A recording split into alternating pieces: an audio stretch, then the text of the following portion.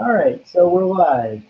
Uh, this is a bit of an experiment. I haven't messed around with Hangouts on air a whole lot, so we'll see how it goes. Um, there we go. Okay. There we go. And you're automatically coming in. I don't have to approve you or anything. Yep. No, we're all good. You don't have to do nothing else. Okay. Well, I don't know what the controls are here, so I'm Oh learning. yeah, the controls you can set up a you It click says on here is the control room, yeah, and in the control room, the control box. You can monetize somebody in there, or mute them, or shut off their camera. eject your band, dial guests up, down, or off for audio. Okay. Camera controls. Did you look outside, David? Tim, it's snowing. It was going like 60 miles an hour and snowing just a minute ago.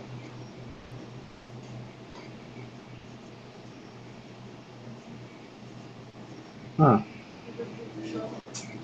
Huh? Nobody. I'm going to. I was going to do it yesterday, but I got sick.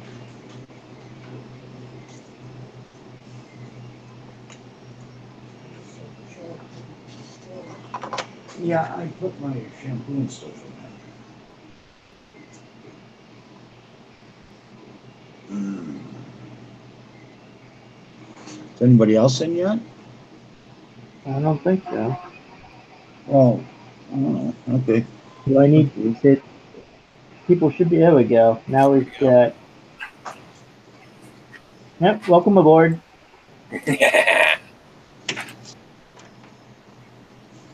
This car better hurry up. I'm gonna run out of filament again. I really need to come up with a generic thumbnail because every thumbnail I do seems it. There's no. Because we gotta go and we gotta sign up for the courts. And...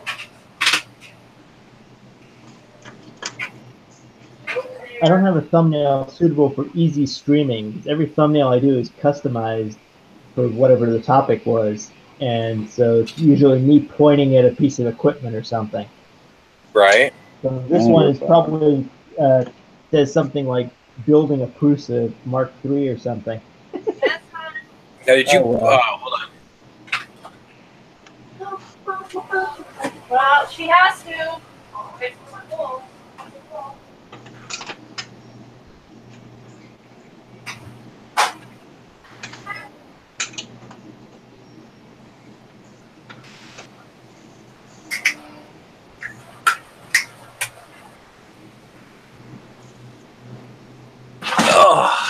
Oh, this is extremely. Did this small. live? It's supposed to be. It's supposed to be live. Oh, okay. Do you got a link to go to it? To view it, maybe. Let's see. How does one do that? Edit, start Hangout. Do I need to? It says start Hangout on air. Is it not? Is it not started? Yeah, you just have to hit start Hangout.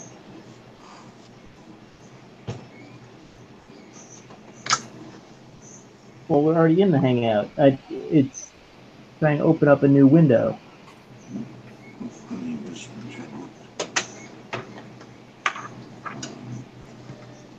Which presumably is not desirable.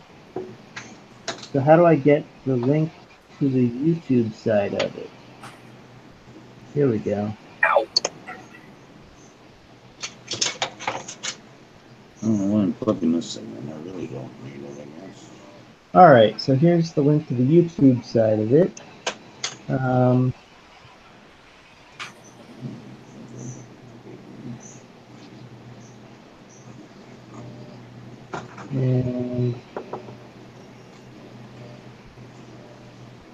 so here's that for wherever you want to post it to.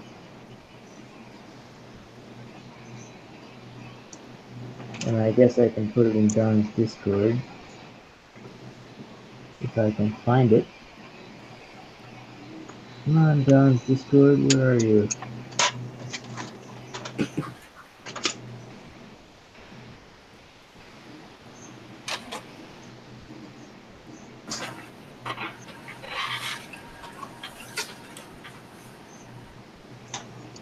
Or are we not publishing everybody? I guess we're not. It's up to you. No, I don't. Where'd Robbie Mack go? Anybody get it to him? Sorry? Robbie Mack? Let's see. Robbie. Did anybody send it to him? Yeah, let's see if I can find Robbie. I thought he would have grabbed it from the Hangout.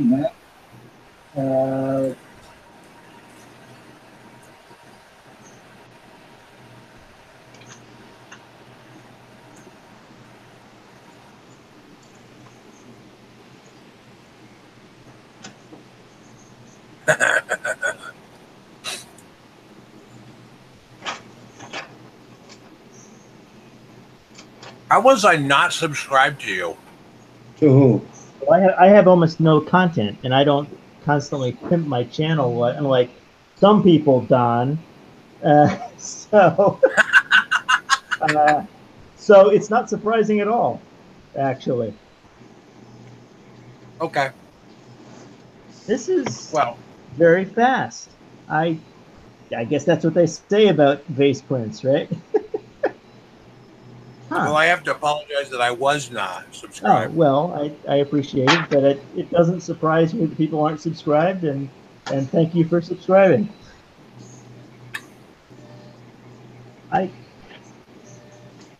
If this works, I'll be very amazed, especially for the nose, which I think almost looks like it's hooked down, so it's an overhang that shouldn't really work successfully at all.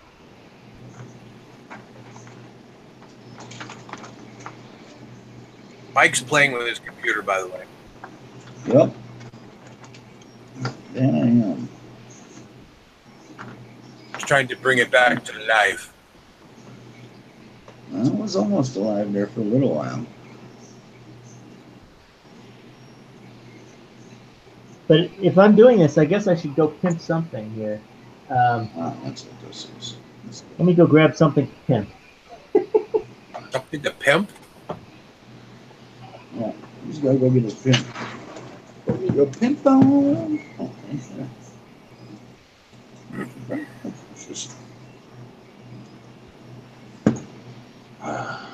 please, please, please, work.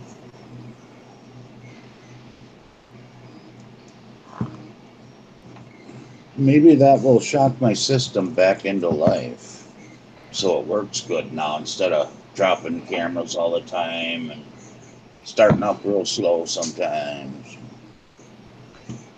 There we go.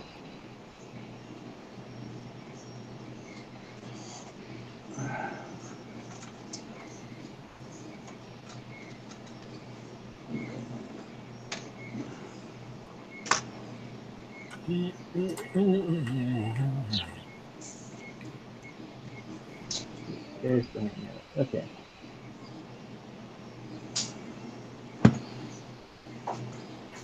Right. Sriracha sauce. Hot chili soy sauce. Available on Amazon. It's actually great stuff. It's produced by a buddy of mine out in California. California? California? They don't make hot sauce in California. Mm-hmm. Hey, you know what? This is a Collins stream now, so we can cuss like sailors. Yeah, sure. I don't worry about being monetized. Drop the F-bombs like there's no tomorrow like he does. Oh, Sure. Yeah, I'm just messing with you. I wouldn't do that. I try not to make a habit of it anywhere because then I do it all the time. Okay, I've decided we're going to start our own Twitter. And we're going to call it MIFT.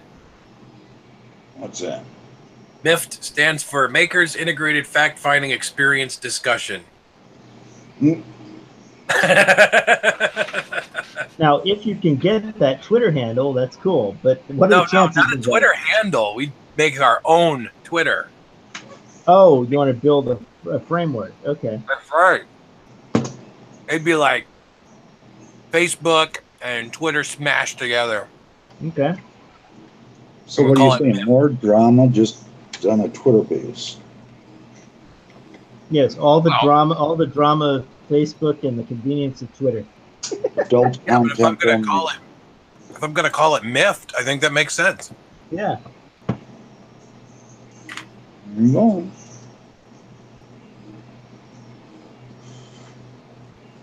The social media platform where you're right to be pissed off. Yeah, About well, the most people that have 3D response. printers are angry on and off regularly. Mm-hmm. Yeah, it's true. So I thought it made sense. No, it's interesting. There's a point after, and I saw this with my father, and I've gotten to this point myself, where you work in computer science to one degree or another, and at one point, the exploration itself is interesting, whereby if you encounter a problem, you're inclined to go sort out how to fix it and so on.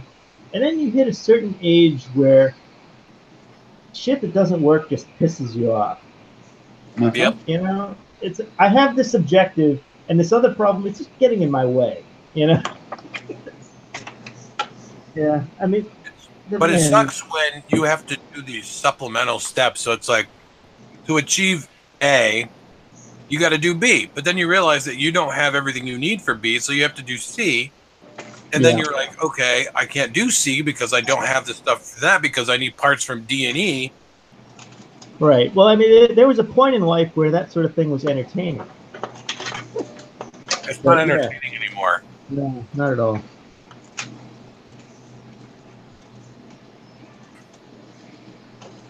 Oh, there it is. I see my ship. I see it. Check this out. It's actually working. I'm just blown away by this.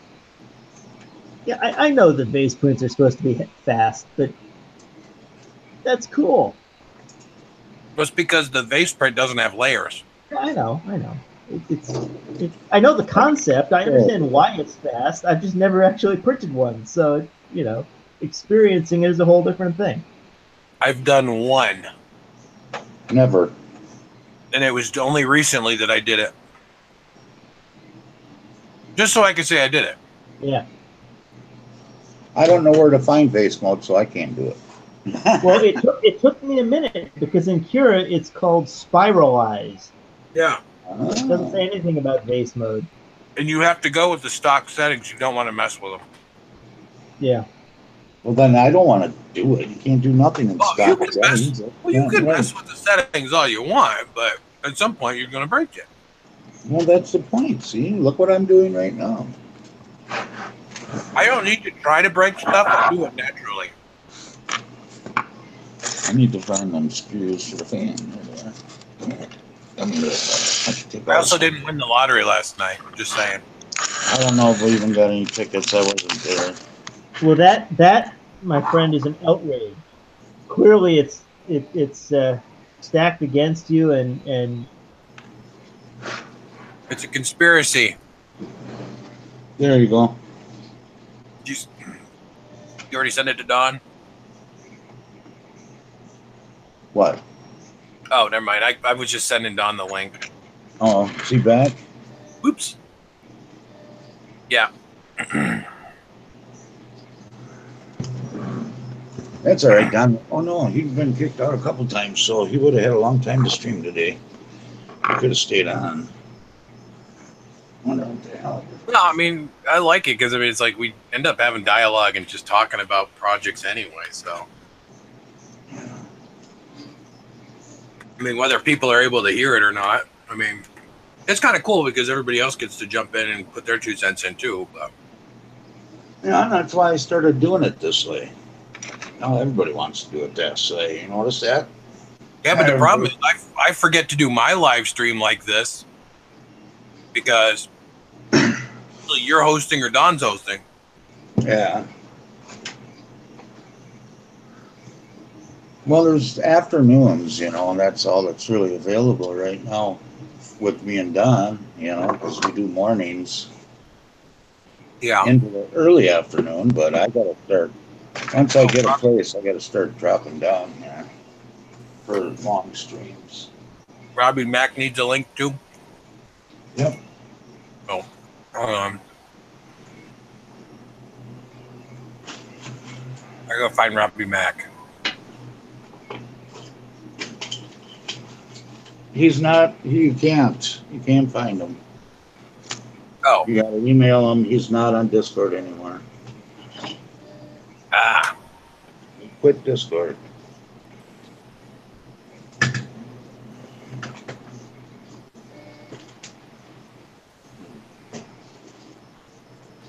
Robbie Mac. I can't DM you, Robbie Mac. You'll have to accept my friend request, and then I'll send it to you in the Twitters. Yeah, I don't know. He might be Twitter. Yeah, he's got a Twitter. What doesn't mean I didn't realize I wasn't following Joe and Ricky and everybody else on there. That's funny.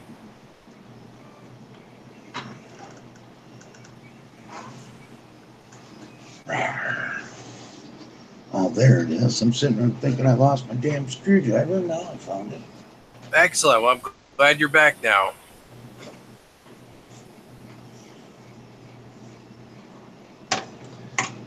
I'm getting ready to leave because I got to go play pickleball.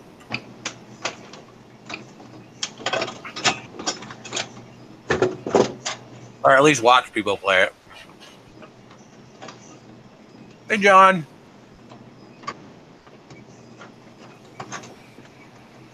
All right, so did it survive? It's not really clear.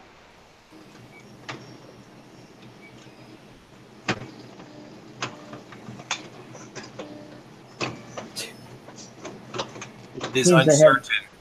It seems I had a network failure, but You wanna- oh, it's still alive.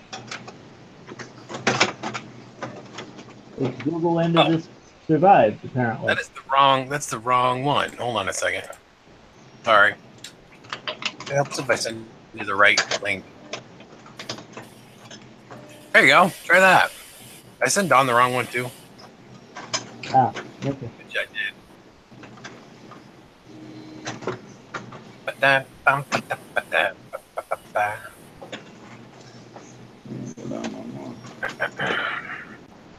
Thank you, Clyde. Yes. All right, we can try that again. There we go. I Okay, can't believe it. Robbie's here. Cool. And not quite, Don.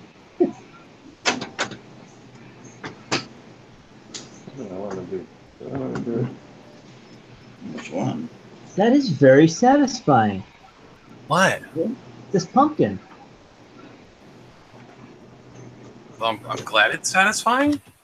Yeah, it shouldn't be this satisfying. I've done, hundreds of thousands or thousands of hours of prints.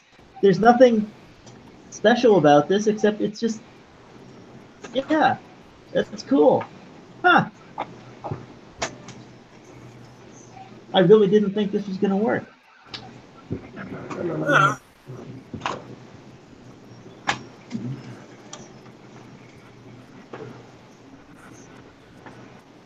There. Oh, okay, you did. Don's back in. I was going to say, I guess you figured out I sent you the wrong link the first time. Testing. Sorry. 3. Hey, how's it going? Am I back in? Yep. I can hear you. Okay, as long as you can hear me, then it's good. Hey, Don. Yeah, I ran my defender through, and then I ran my CC cleaner through. CC cleaner found a few problems. Bit cleaner found a lot of Prianer scams that were already blocked. I don't know. Well, it's working now, and that's what matters. Yeah, the only question is for how long. Yeah. This is really neat. Very, very satisfying. Check it out.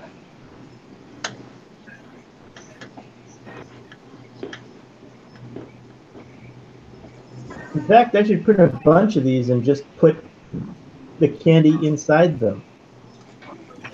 Part of your prerequisites, baby. That would be kind of cool, actually. All right, gents, I gotta go pickleball. I'll see you later. Have fun. Yeah. Have fun, Clyde. Gonna try. See you, man.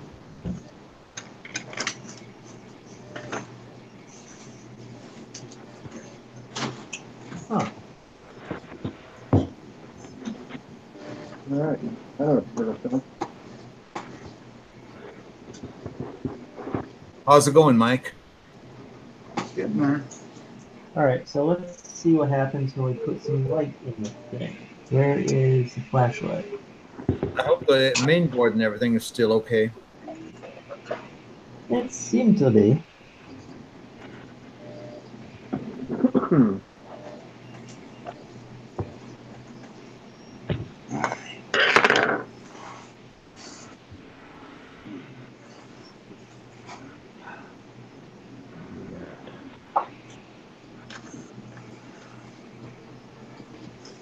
Now I just gotta find all my parts and pieces here. I don't remember where I took these off of now. That's my problem here. There's 3 of them and they came off of somewhere.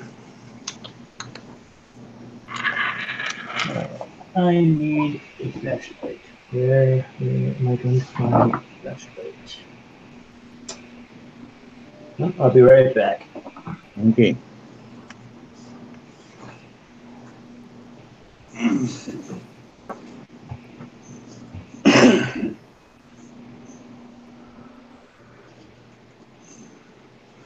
Colin, did you start to stream? Yes. Yes, Colin did. Yeah? From the He was Mac the Windows only out? one. He was the only one with willing to do it and having a working computer to do it. Yeah. So we're streaming over a Mac now, huh? I guess.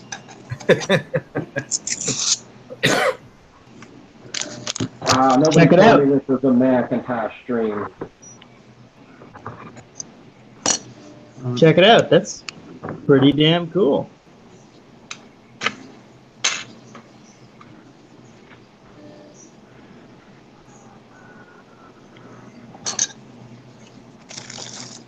All right, so now I got to print a much bigger one. Much bigger. Like, I don't know, 75%.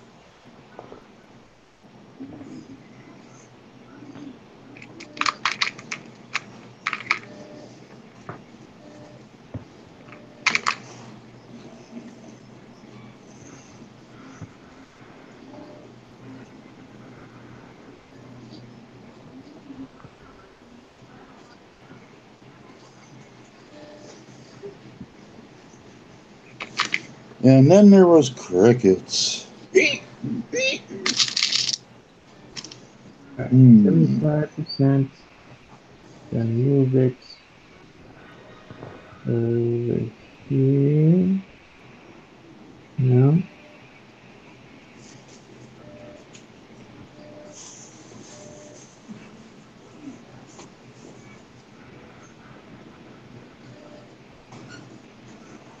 And I kind of figured someday that was really going to be a problem of mine, hitting that cable and snapping it off and frying my system.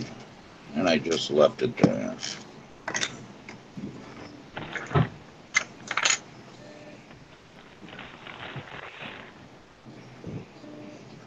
And the worst part about it is I can't feel it that I'm touching it because it's so low and so close to my foot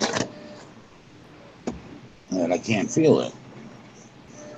I didn't know I did something to it until I looked down. That doesn't sound good at all, Mike. Oh, that's the neuropathy. Yeah, nothing to do about it.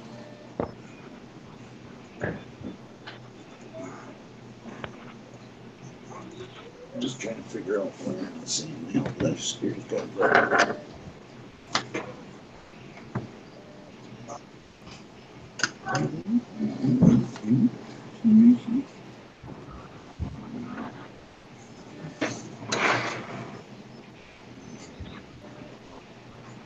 Yeah, I'll try it anyway.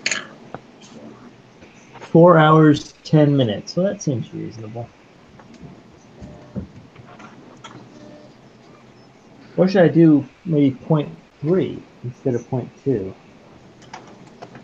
I guess 0.35 is the.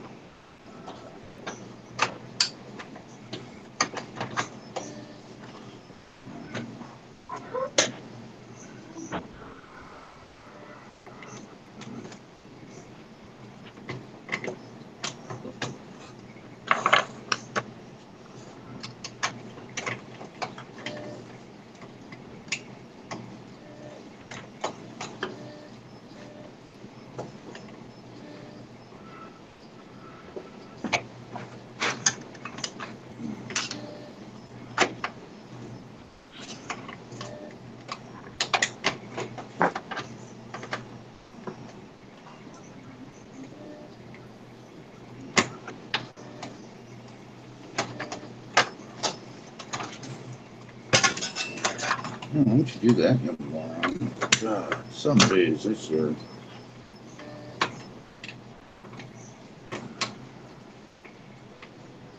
Hey, Vince, how you doing?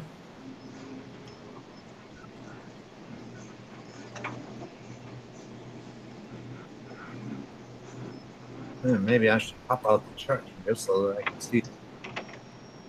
Yeah. Oh, 500 in turn failure. Oh, that's nice. Let's try it again. Pop out the chat. Oh, I guess I need to update my popped out chat. I'm still looking at the old one from the. No, it's the same one, isn't it? It shouldn't be. It should be because I didn't actually switch the. Which is it? No, I'm looking for one 2 streams ago. I'm looking at one from 2 streams ago. That's no good.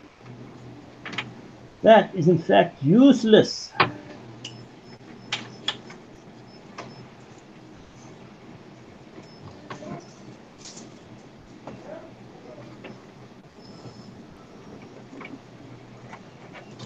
I guess I should define some moderators here. Yeah, Vince, that's how it is. I had 2 major Windows system crash. And I'm not even sure if Windows was intelligent enough to send the message that was reported on my screen to Windows Direct, to Windows Direct. No, there's John Mack. John, you want to be a moderator too? I don't think I've defined any moderators in my channel at all.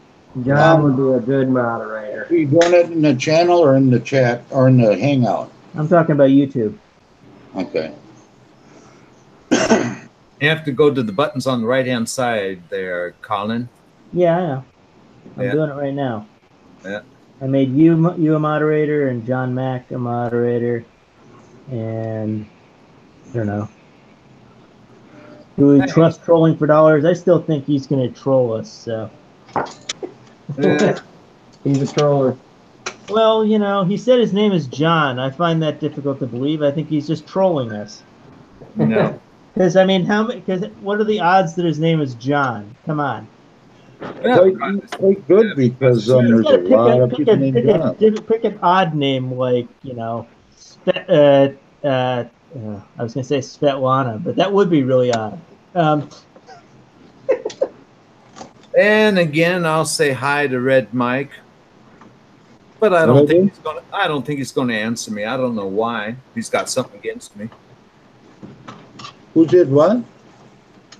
Yeah, if you're getting fake system messages, Vince, you need to do some serious antivirus work. That's never good.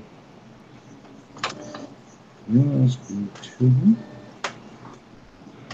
Yeah. John, Yeah. no, there isn't an issue in the chat. I was just realizing that I had no moderators set up in here at all. So I figured, Yeah. spread the well. After both of those system crashes, I went and used my CC cleaner, did a complete system clean, including Windows clean, and then I checked my my system scan with Bitdefender. Bitdefender already showed me that there were several Trojaner attempts. I don't know if that was coming from emails or whatever, But yeah, system is clean, no virus stuff or nothing like that.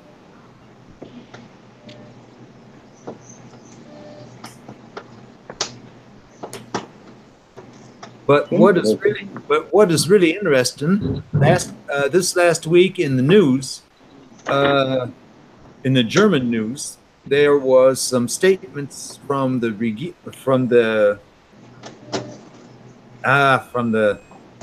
not the Congress, but our.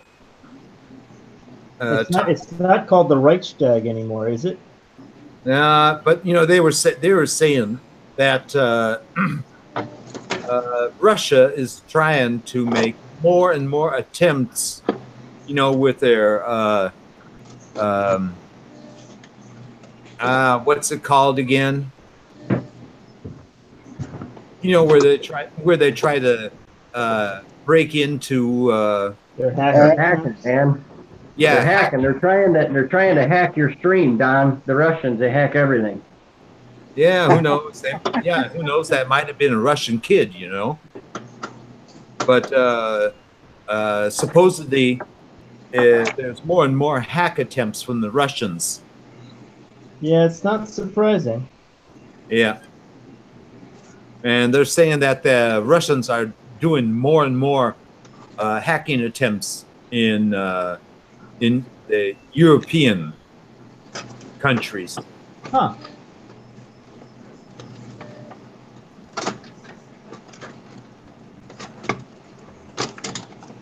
How come they never hack like Nicaragua or anything? Why would they?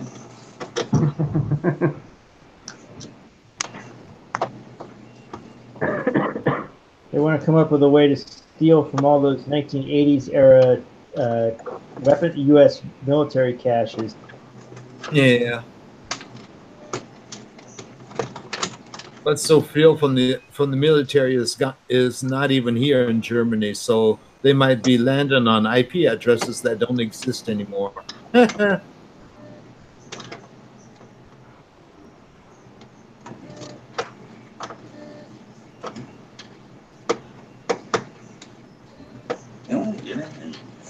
Jackass. Come on, winner. Get with the program here.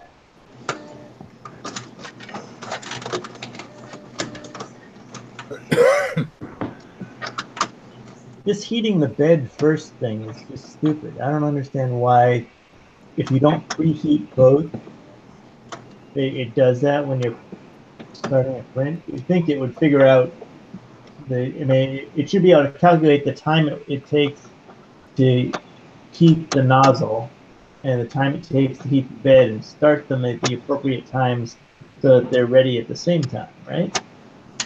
Well, that's something with the slicing programs. But every time when I start a print, I see it starting to heat up the bed, I automatically go into my settings and I already know what temperature I have the nozzle set at, and then I set that up to that temperature and I say start, and most of the time it has the nozzle already heated up as soon as the bed is getting up to 55. You can do that in your G code too. Well, that's my point. I need to update my G code and my slicer settings so that it generates that G code rather than Just this don't other ask me because I have nonsense. no idea how to do that crap. I'm sure it's in the settings somewhere. I just have to go hunt for it. Just ask Robbie. I don't know how to do that firmware for nothing. Well, I mean, if you have to do it in the firmware, that's a whole different problem.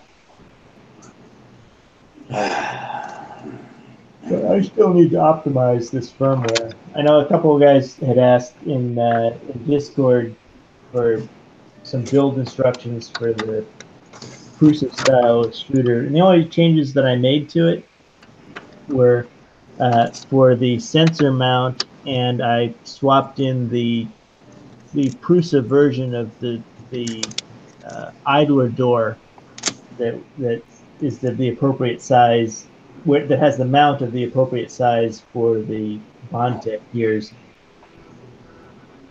The other problem I ran into here was the sensor cable has an extra pin, or not an extra pin. It has space for an extra pin because I guess they were cheaping out on the adapter.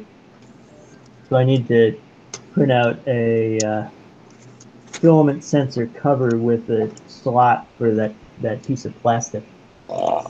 Yeah. I know I'm going to get really mad once I figure out where these 3 or 4 screws went that I can't figure out where they go to. Meaning you have the screws but can't find the holes, or you have the holes and can't find the screws? No, I've got all these screws right here, and I just don't know. Well, now they're spare. It's very simple. They're just now spares. I understand that, but it's really going to piss me off when I find out where they go. Oh, I know. Yeah, I know the feeling. It's just, you have a newly generated spares bag that you can throw them into. Well, I've got a box for them, but I want to put them back where they belong. Yeah, I know. At least I'd really like to. Yeah. I find it really amazing how every time you take something apart because you have to fix something inside, then you put it back together, you think correctly, but somehow there's always a couple of screws that are left over, and you have no idea where they have to go. Yeah, well, I mean, I guess the old style problem was having one sock left over after washing. But this is this is a slightly bigger problem, though, isn't it? Oh, I've had that problem too a couple of times. And all I had to do was just look in the laundry box, and I found the other sock. Oh, see, I have a washer that will just eat socks, so I'll never see it again. Oh, but that brings up an interesting point, though. Have you guys been following the right to repair problems where Apple and the Immigration Customs Control are grabbing refurbed items where, for example, you take a bunch of dead iPhone screens and ship them off to China to be refurbished and have the glass replaced and whatever. They basically sandwich the stuff together and then get them shipped back. And of course, Immigration and Customs Control grabs them, saying that they're now counterfeit.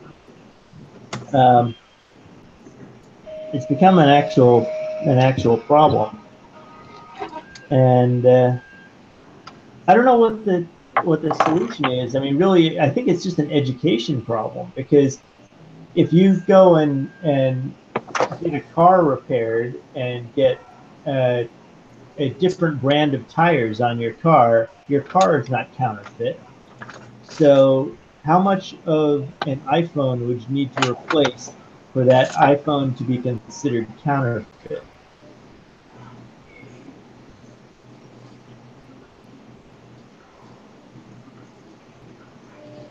No? Nobody? I'm sorry, I'm not listening. Okay. At least I'm honest, right? No, that's cool. That's fine. I heard you mumbling about something. I don't know what it was. Yeah. Sorry. I don't use Apple products, so I can't comment. Well, Me it's not about either. Apple per se. It's about anything, right? The point is, if you have a piece of electronics the component level repair of that device is not easily detectable by the second purchaser of that device. So if I were to repair an iPhone and replace a couple of resistors or something, some surface mount resistors or something on the board, does that make the device counterfeit? Not Presumably really. not. Logically it's not, but how much of it would you be able to replace before it is no longer an iPhone? Oh, that's a good question. But the same thing applies to a car, right? How much of the parts on a car would you have to replace before it's no longer that brand of car? Yeah. Well, I can only say something to that theme. If it has to do with furniture. Right. With furniture, it's a maximum 10%. Is that what, a legally mandated thing? Yeah, over here, yes. There's like a furniture rule in Germany. Yes, it is. Huh. Because when I was married, we had furniture in our so-called child's room. We had antique furniture in there that was restored from a professional restaurateur, and he explained everything to me. He also told me that if he has an old chest or a cabinet that needs more than 10%, then he has to find out exactly how old that item is, and then he has to go through his stock wood that he has and find the wood that is exactly that old. Well, it's a good model. I mean, it's a slightly different application, but a good model to be able to make that determination and simply say that X number of, percentage of the item must be original for it to be considered an item by that original vendor. Yeah. Over here in Germany with antique furniture, it's only 10%. And if it's over that, then it has to be certified by a official person who can say that the other wood that was used to restore this item is also that old or older. So yeah, to me, it's more an issue of notification, right? If you make modifications to a device, you should be required to notify the next purchaser of that device that those modifications took place. Just like when you sell a house, you have to notify the buyer that thus and such a changes have taken place, or we have sustained a tornado, flood damage, or some such thing, and it's been repaired, or mold damage, or whatever that's a good on. thing. Yeah, that's a good thing. Which, the same thing should apply with electronics. And I think it's just really an issue of education, because it's more difficult to recognize a piece of electronics that has been modified from its original state than it is, for example, to recognize a car that's been modified from its original state, just by virtue of the mechanical versus primarily small electrical nature of the thing. Yeah, but that's also why, for example, for something like that, then it's already declared as a used item, and then most of the time it's already mandated at maximal 50% from new price.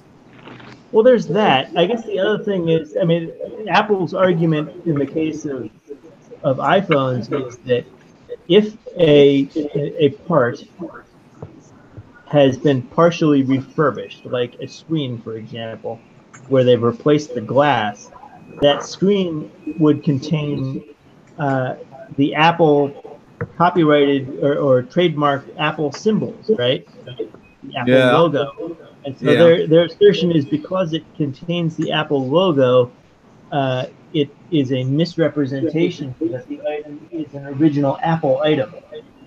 By virtue of the glass being replaced, it's no longer an Apple item. Yeah. But you know So, what I yeah, would, there you should know be- what I there would should be say if it's similar only the glass that's being replaced. Right. That's the thing. There should be a similar regulation to say in small electronics, if more than X percentage has been replaced, then it can no longer be considered thus as a device. It makes perfect sense. Yeah. But you know, as soon as you turn on anything and use it one time or two times, then it is already a used item. It's not a new item anymore. Well, that's true, but and that was more true in the analog electronics era, where the entire thing wasn't solid state. If you had something that had moving parts, potentiometers or whatever else, you run the risk of you have a lot more things that can fail more easily. Yep. So yes, as soon as you turn something on, it becomes used. Well, the other thing is, it's not like no people are requiring Apple to service these things as if they were new. So it's really just a marketing thing that they're concerned about. It's not an unreasonable concern, I guess, but it's like an IP thing. well, they use the IP argument, but I can understand the marketing thing. You don't want to be able to say that something is an Apple product if it is 90% replaced Chinesium parts. Yeah. But there should be a way to simply say that yes, something is still the original. It can be said to be still original if it is 75% the original parts. Yep. But then again, if you replace the motherboard on something, what percentage should that be considered? That's like 80%, right there. That's 80% of the item, isn't it? Yep. I would say at least 50%. Yeah. But that's where the challenge comes in. It's tough to detect those changes for the average consumer. Yeah.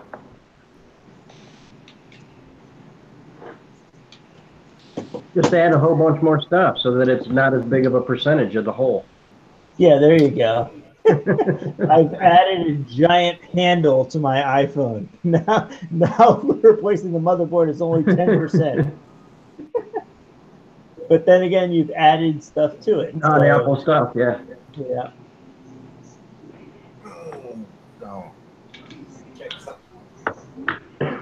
But yeah, you should be able to use that same model of saying if something is modified by more than X%, then it is not that item anymore.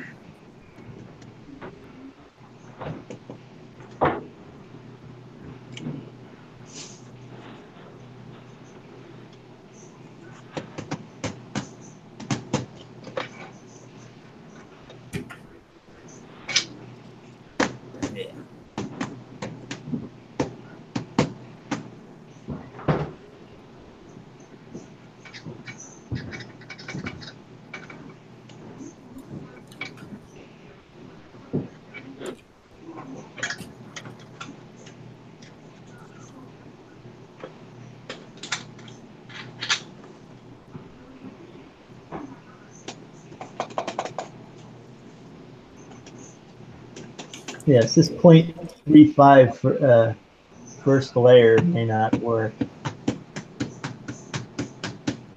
We shall see. I'm gonna just fire this up with just one hard drive, right? I don't remember which ones I had plugged in. Yeah, what the hell? Hey, you want another surprise guest? Who have we got? Huh? Who have we got? Martin. Oh, cool. Yeah, come in. He was saying he wanted to come in earlier. Oh, he did? Yeah. I'm sorry. I didn't see. No, any old stream, but he was he had to go do something, go to the store or something like that. He might pop in later, he said. Why does it say stream aborted? Printing aborted. I sent Martin a Facebook link because I have him as a friend in Facebook. Yeah. Yeah. He contacted me over Facebook. He noticed that I had the system crash and everything. He was asking me if I was going to restart, and I said no. Then I saw you already started. And he wrote to me he's just hanging around right now. Doesn't know what to do. Well, he's in Yeah, so now. if you don't know what to do, what better thing to do than plunk your ass in a chair and talk to Hello, people, Martin. random people on the other side of the world? There you go. Oh, how times have changed, right? Yeah. Oh, hey, that's Have easy. to go outside and play and everything. That's the easy way to communicate with everybody. Yeah. Yeah, 23. This is not a hammer. Sorry. Yeah, I mean we got the Dunn from Germany. We got Robbie Mack and Mike from the USA. We got Colin from Canada. No, I'm from the U.S., but yeah. I tried being from Canada. It didn't work out. We tried to be a Canuck. Yeah. No, I'm just kidding. But if Martin comes in, then we have Iceland here. Yeah. There we go. There's Martin. How's it going, man? Hey, Martin. How's it going, Martin? Oh, no audio. Uh-oh. So, audio now? There we go. Oh, there you go. That works. Yeah, okay. The mic was locked. Yeah, where are we live? On what channel? This is my channel, Hill CT. Yeah. That's Colin's hangout because I was having too many PC crashes. Yeah, okay. Yeah, here, Farage. Yeah. PC crashes and Russian hackers jumping in on the Hangout this morning. Yep. That's how it looks. And how's everything going, Martin? Yeah, pretty good. I've been designing part cooling fans for 2 days or 3 days, and I finally decided to give up on my Noctua fan for the part cooling. Wait, are you actually designing a fan or a fan shroud? Fan shroud. Oh, okay. I designed a mount for the mosquito hot end and the Bondtech extruder in a direct drive configuration on the CR10. And is this the original Bondtech with the geared extruder or the? Yeah. Okay. Yeah, the original Bondtech BMG extruder. And I have it on my CR10 with a mosquito hot end from Slice Engineering. That's cool. And then I was hoping for be able to use an Noctua fan for part cooling. But I tried like 8 to 10 different designs of fan shrouds and setups to try to get cooling in a good place, but I never was able to get proper cooling, so I ended up installing a blower style fan on it. Well, that's the thing. The Noctua fans, I mean, they are quiet, but they achieve that low decibel level by simply pushing less air. Yeah. They've got nice bearings in them and that kind of thing too, but ultimately they're just pushing less air. Yeah, I was hoping to be able to use it, but I given up. I spent 2 or 3 days trying. Yeah. but this is for the parts cooler fan, I assume. Yeah, part cooling. Yeah. I'm also for the mosquito hot end. There is a 25 millimeter fan that comes with it. That's a really small footprint for a fan. Right. I designed this bracket to accommodate a 40 by 40 millimeter fan. Mm-hmm. So for hot end cooling, I'm using a 40 by 40 by 20 Noctua fan. And that pushes a lot more air than the 40 by 40 by 10 normal Noctua. Yeah. Yeah. Martin, I saw your stream last night. Yeah. On the Friday night hangout. I saw your desk where you had all those parts laying down there, one after another one. Yeah, here it is. Oh, this is, Yeah, there it is. those are all the different designs of fan shrouds. And here's all the test print benches and bridging tests. And I was getting a lot of problems like this, just not enough cooling. And like the front part of the Benzie being all messed up. Yeah. So those are all test designs that I went through, and now I'm switched from the 40mm Noctua style of fan to a blower style. Uh-huh. So, and What now kind of cooler were you using before, Barton? I was on the CR10. Yeah. Yeah, I was. That's the standard one that only comes from one side with a small slot, right? Yeah, that's the original one, and then I had the Noctua fan for quite some time, but I wasn't getting pretty good cooling, and then I changed out the hot end and extruder, and then I decided to redesign everything, and Okay. so it was quite a change in the layout of the print head or the carriage. Hey, Yes. Martin, I got a good idea for you. How about using one of these type of radio fans? Yeah, that's the one. From the Prusa. Yeah. It was a spare part from my Prusa printers that I ended up using, and that is on the printer at the moment. I can show you the design. Yeah. So if you see the screen here. Uh-huh. So now I have the radial fan here, and the fan shroud pointing here down. What you need to do, you need to split that up and add additional from left to right, like two wings coming around. Yeah, I would consider like a semicircular one for that. Yeah, this is the design I was on with a Noctua fan here. Yeah, I designed this part to be coming from both sides here. Yeah. That is the one that I gave up on with the Noctua fan, but this was the initial design for the blower style fan. What I'll probably do is to create like a fang type. I would definitely similar to this one, so it spreads out like this.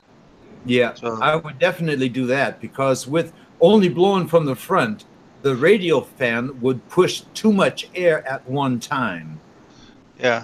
That means you would always have to watch out and then keep the part cooling down to 25 to 50% maximal.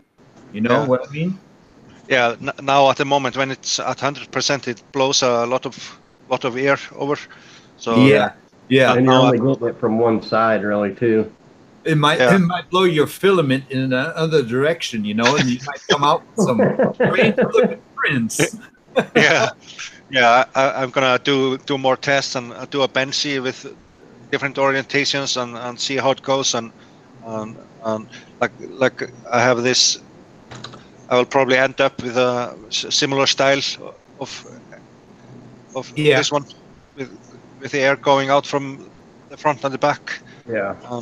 So it looks like quite a challenge because there's so much stuff being on that extruder. Yeah. It's quite a lot of stuff in this model. It's been great fun doing this in Fusion 360 and modeling everything out. And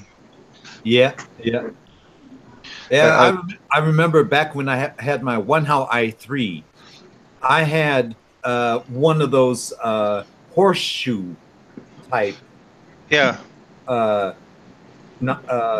blowers down on my nozzle, and I was always getting great prints from that.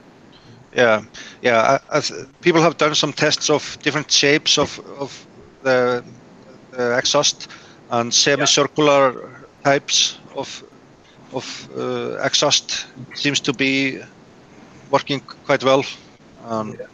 Yeah, that was what I saw. The semicircular was really the way to go. I don't understand the appeal of the Fang though. Everyone seems to like the Fang style. I love it. I run it on the CR10 and the two enders I have, and it's awesome. I run it with a 50mm radial on the top. Yeah, take a look at this one here. This one is designed for the Wanhao D9, so that and it has a cutout here because the area between the nozzle and between the heat block and the ABL, that's so small. Yeah. But you have some air coming from the left and from the right, but you have to use a fan like this. Yeah. Yeah. And that's what I don't like. Yeah, that's similar design as this one I did, with the fan sitting on top, and then the exhaust going from either direction on the bottom. Yeah. And with the Noctua fan, this was not working as expected. I don't even think this one is going to be good enough with a normal fan, because this thing mounts underneath. It has a spacer that is about 6 or 7 millimeters high. Yeah. And then the rest screws from the bottom into the block. Yeah. Okay. So you don't have much intake area. Yeah. That's the main problem. Yeah. That I was battling that issue here with this design here, because the hot end was here, and the hot air from this side was coming into the fan. So I added this shroud here to block off, so the cold air would come only from this front side and not from the hot end area into the fan. So I tried quite a number of things, and just the fan was not powerful enough. Well, one thing's for sure, Martin, I'm going to be waiting for the final job. Yeah. Where you're going to be sitting there in a video and say, so after such a long time, I have finally found out this design with this fan is the best you can do. Yeah. That will be. Then when I'm happy with it, I will do a video. I did a video on the Bontech extruder and the bracket that I did, and I'll do a follow-up video with design version 2. Okay. So at some point when I'm happy and have done more tests for a consistent time, I will do a video. Damn snow again. Yeah, I'll be waiting for that video, Martin. Yeah. Oh yeah. But hey, Martin, how's the weather over there? It's like 6 degrees and snowing. No, it was not fully clouded. There's some part of the skies visible. Oh, where are those trees coming from right now? In my backyard. After school. Holy moly! Snow, windy as hell. It's snowing, Mike. Got a little bit of news though. Hey. We're supposed to get some tonight. Guys, I got a little bit of other news. Oh, thank God we still have. Not yet. Your PC is running into a problem, but it's having a problem, as you can see. Yeah. But it's firing up, ish. I might have the wrong hard drive plugged in. I don't know. If I was, I might have to shut her down and just do one hard drive at a time. Or make a fast backup, Well, I have 3 hard drives in there, but only 2 of them are connected. Huh.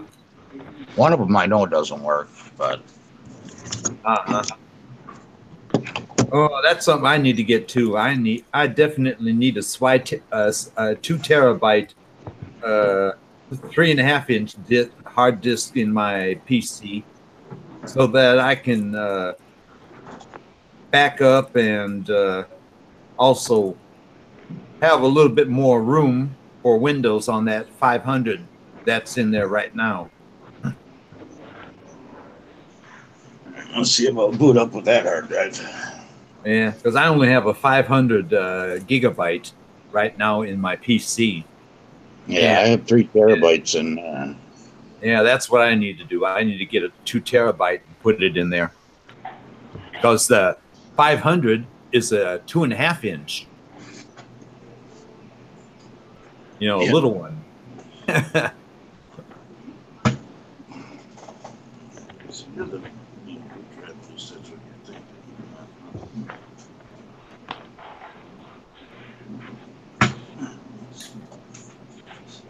Hmm. Oh yeah, Martin, you can see the print up in the corner. Oh, that's already at layer. What is that now? It's round about 550. So that means it's only got about 100 layers to go. Yeah, okay. What is it? That is the back engine part from the Battlestar Galactica TOS. Yeah, okay. Yeah. That thing's going to be big too. Yeah. For all, it's going to be long.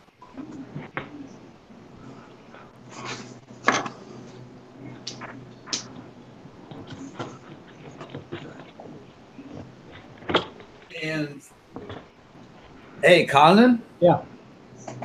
Well, I can see right now I would have had a problem. You know how I was telling you. You know how I was telling you before with multiple process. You know, up to 580, and then from 580 to 600. Well, right now, I think I would have had a problem because I'm round about 550, and it's already printing flat on that on that 17% infill that I've got there. Yeah. So that means the next 100 layers is going to be interesting. We'll see. Yeah, but what it's printing on top there right now, that looks good.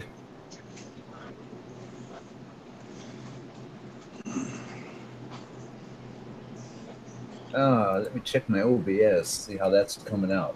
Okay, video looks good. I raised the camera a little bit so that we can see what's going on up there.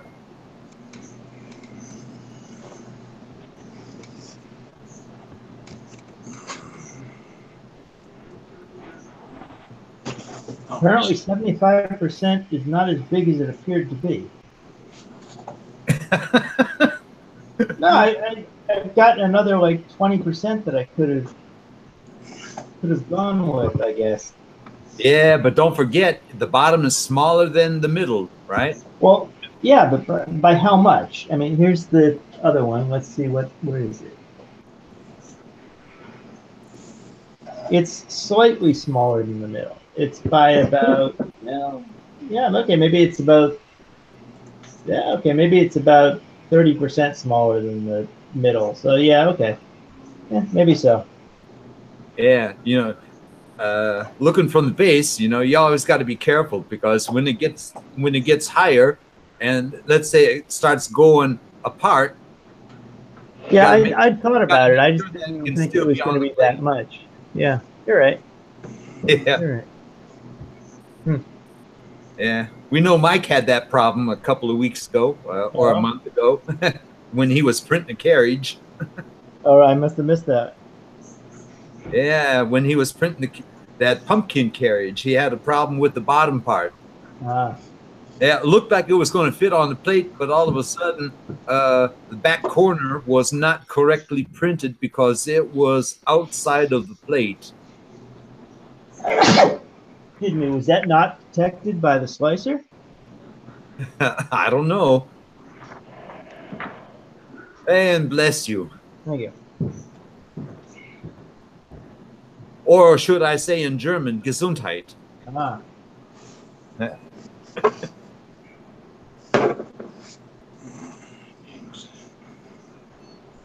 Mike, how's it going? Not good. Uh-oh.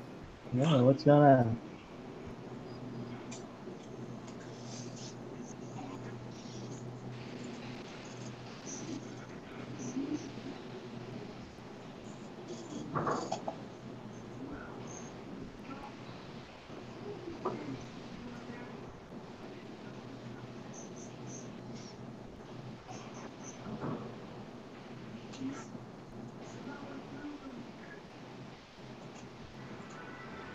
Okay. Let me see where.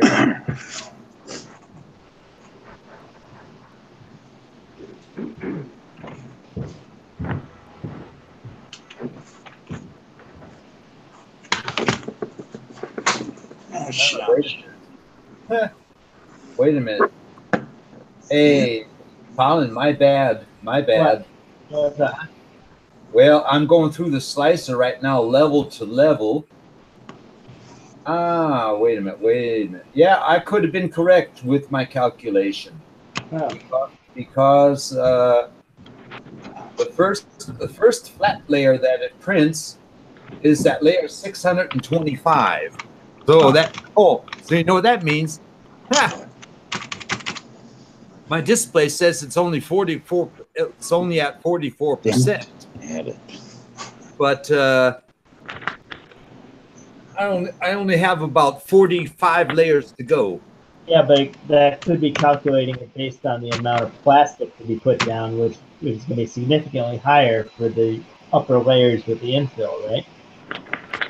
I know. I mean, 44%. Just But imagine. it's not that significantly higher, though. That's surprising. If you could see this live, you would say, "Oh my God, is that thing large?" Huh. That's what you think. Okay, I can tell you right now. I'll be back, guys. Hey, I'll be back. Okay. All right. Hey, Colin, I can tell you right now, it's 22 centimeters wide. Wow. And the print right now is 11 and a half inch, not inches, 11 and a half centimeters high. Huh. And I think when it's done, it's going to be somewhere around 15 centimeters high. Is this thing printing 2 bottom layers? Oh, you're going to print vase motors there, right? It's supposed to be printing vase mode. I didn't think it was going to be printing 2 bottom layers, though. What your bottom layer set at, it'll still print your bottom and top layers in base mode. Yeah. Yeah, but I didn't think it was going to print that many of them. Colin, did you set your when you set your vase mode? Did you set your top layers at 0? I don't know.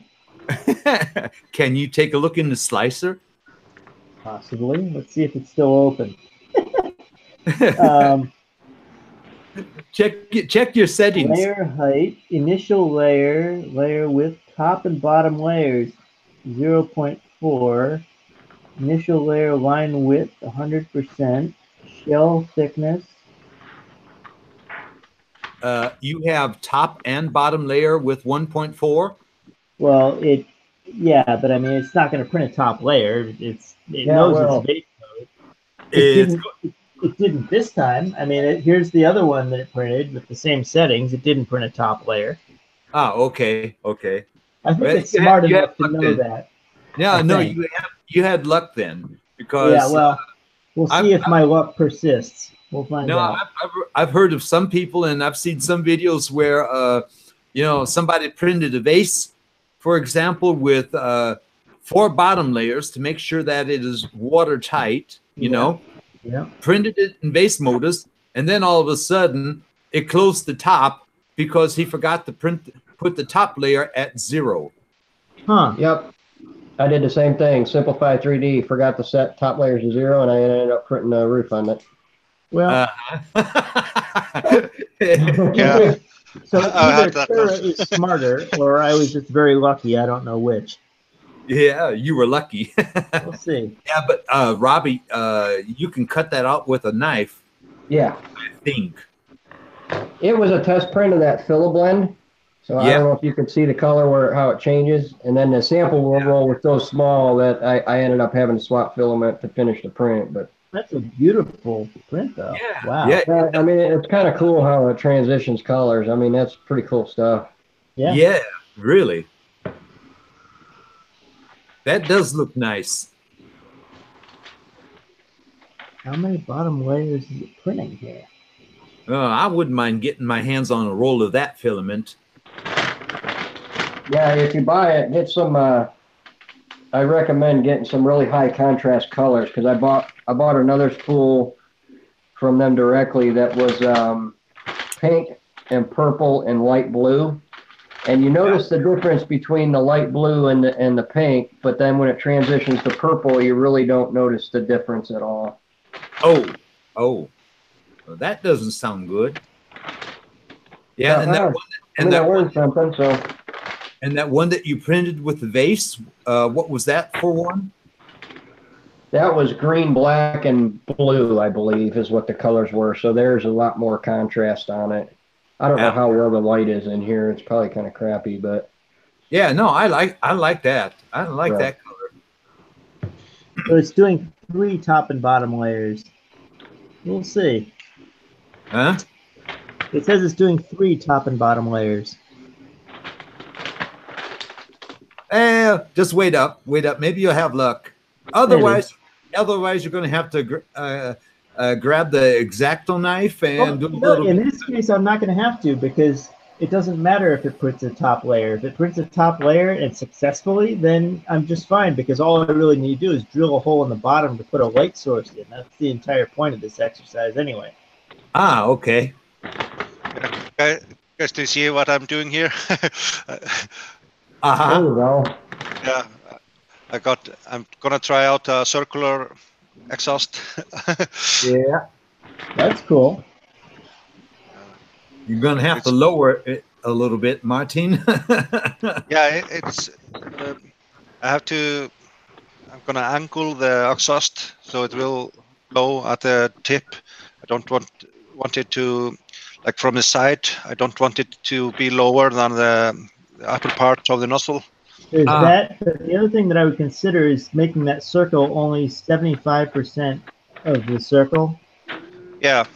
But just because you don't want air to collide in that at that back point. Does that make sense? Yeah. Yeah. You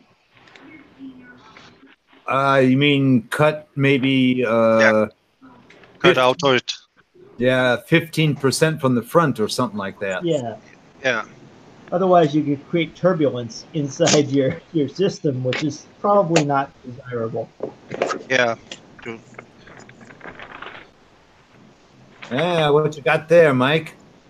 Ass end of a DeLorean. Oh. Full of support. So now I gotta take all the support off. See how it came out. Well, my computer's not working, so it's not booting up. It's not recognizing any of the drives anymore. So now I have to wait. Any of them? That's not good. Huh? It's not recognizing any of them? Hardly any of my hard drives, no. Well, it did once. You know, remember it booted up and it was showing my background? Yeah. But it sat there for a while and then it said it was having problems and now I can't get it to even go back to there. It's just comes up with the please insert a boot disk and start the thing. So. Huh. Hopefully I hope you can repair that. What type of drives do you have there? I don't know. Well, I mean, not brand, but I mean, do they have, I mean, I guess this is kind of old school, but do they have master slave? I don't think so. They're not that old. Switches? I mean, my point is if you've got them wired in the wrong order, that might have an impact. But yeah, it would, but seeing how they evolve. If they're auto-detecting, it shouldn't be a problem. Yeah, but if they quit working, then they were working an hour ago before I fucked up my computer. Yeah, they should be working now. Yeah, but no, but you got SATA hard drives in there, right? Yes. Yeah, those are all auto-detecting. Shouldn't be an issue.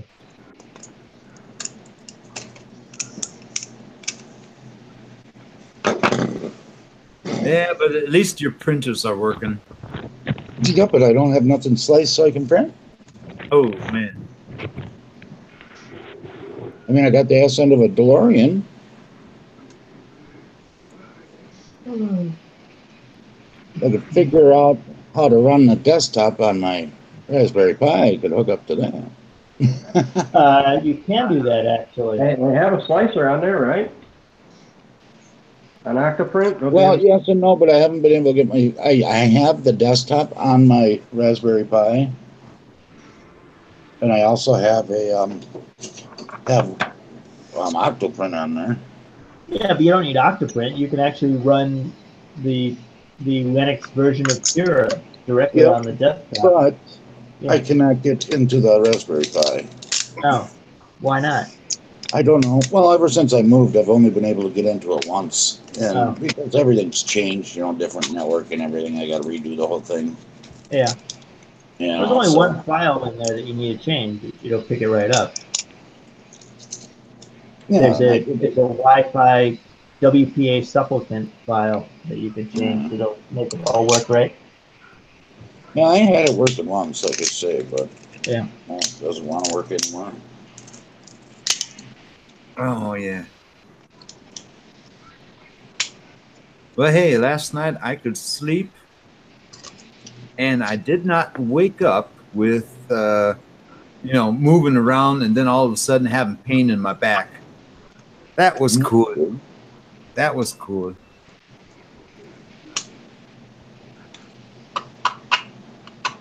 But yeah, who knows? Maybe the pain is still there, but I don't notice it because of my morphine. Yeah, that could be too. Yeah. I think that was in there.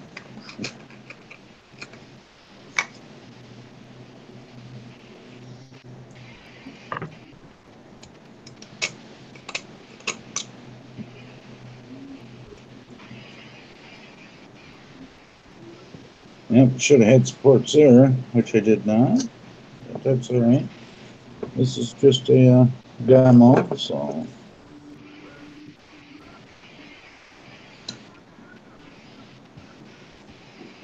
Wish I had a picture of this thing.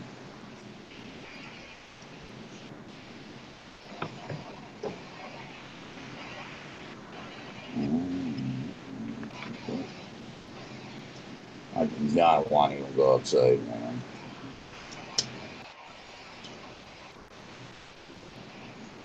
Oh, the SM looks great. I don't know if you guys can see that or if it's just all left up.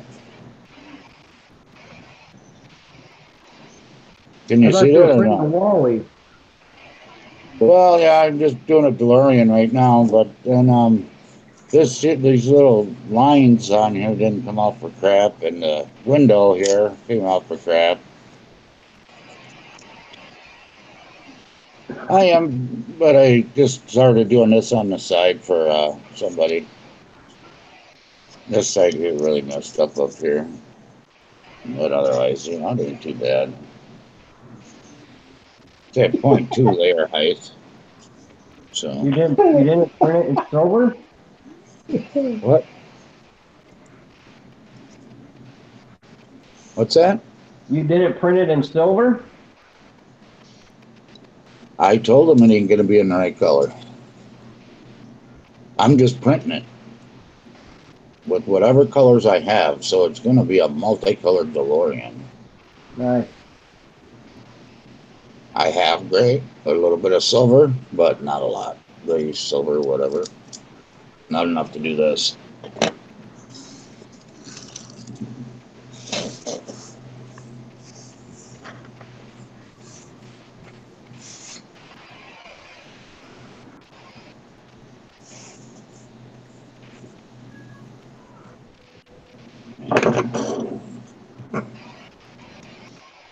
I just hope I didn't fry that drive. I'm sure I did. Hopefully it just corrupted a couple files and it can be fixed.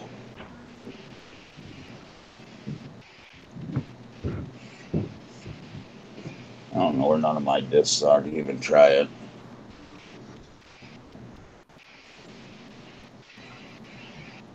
Oh, I might know. It might be right here.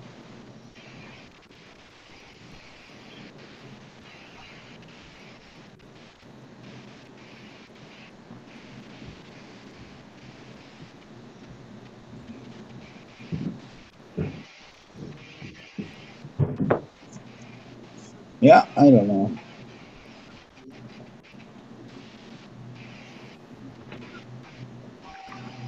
And it is windy and cold out there, and I don't have no shorts or no pants. I just have shorts. Yeah, I'm gonna try it like this with a semicircular. This is the opening, That seems reasonable.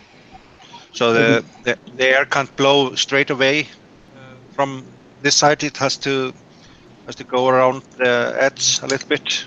So there's an edge here. So where are your holes starting? Yeah, this will be the air gap, the dark Yeah, okay. portion. So is it just going to be open like that, a single gap, or are you going to put a blocker at Yeah. the first edge? The first Yeah, part of that edge? I was thinking about doing maybe 3 blocks to, especially here in the middle, to get more air to the sides. The other thing to think about there is to make it more easily printable, you might do it, seal it up and punch individual holes in it to make it easier to print. Yeah, I'll have to find out the best print orientation on if I Yeah. need supports and all that. Well, that's true too. You could just do it with supports. That would work. Yeah, I'll probably have to. Yeah, I'll figure it out in this later. Yeah. Yeah. Yeah, but I think this is reasonable. It's a nice design, yeah. Yeah.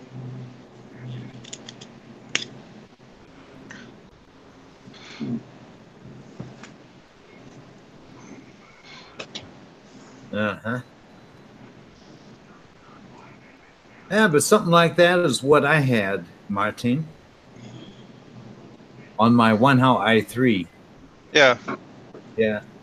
And that thing was super.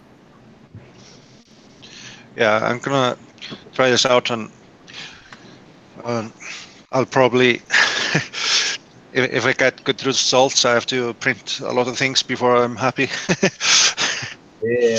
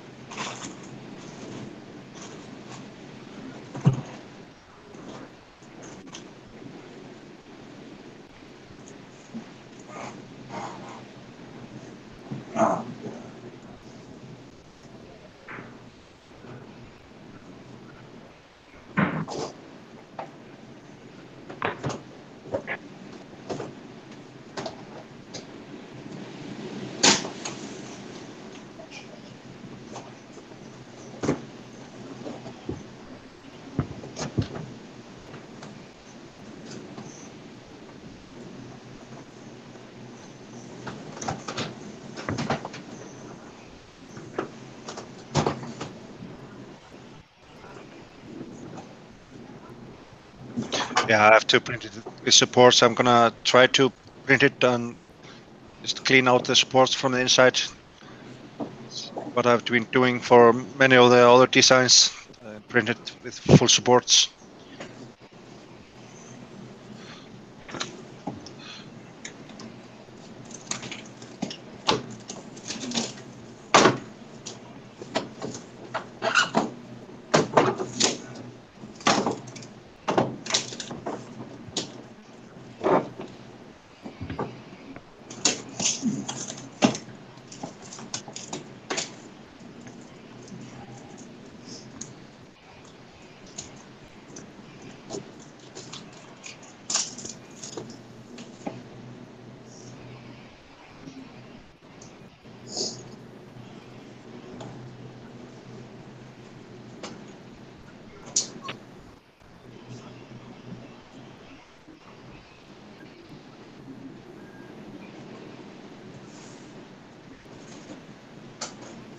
Yeah, I think I'm gonna print it like this on the bed,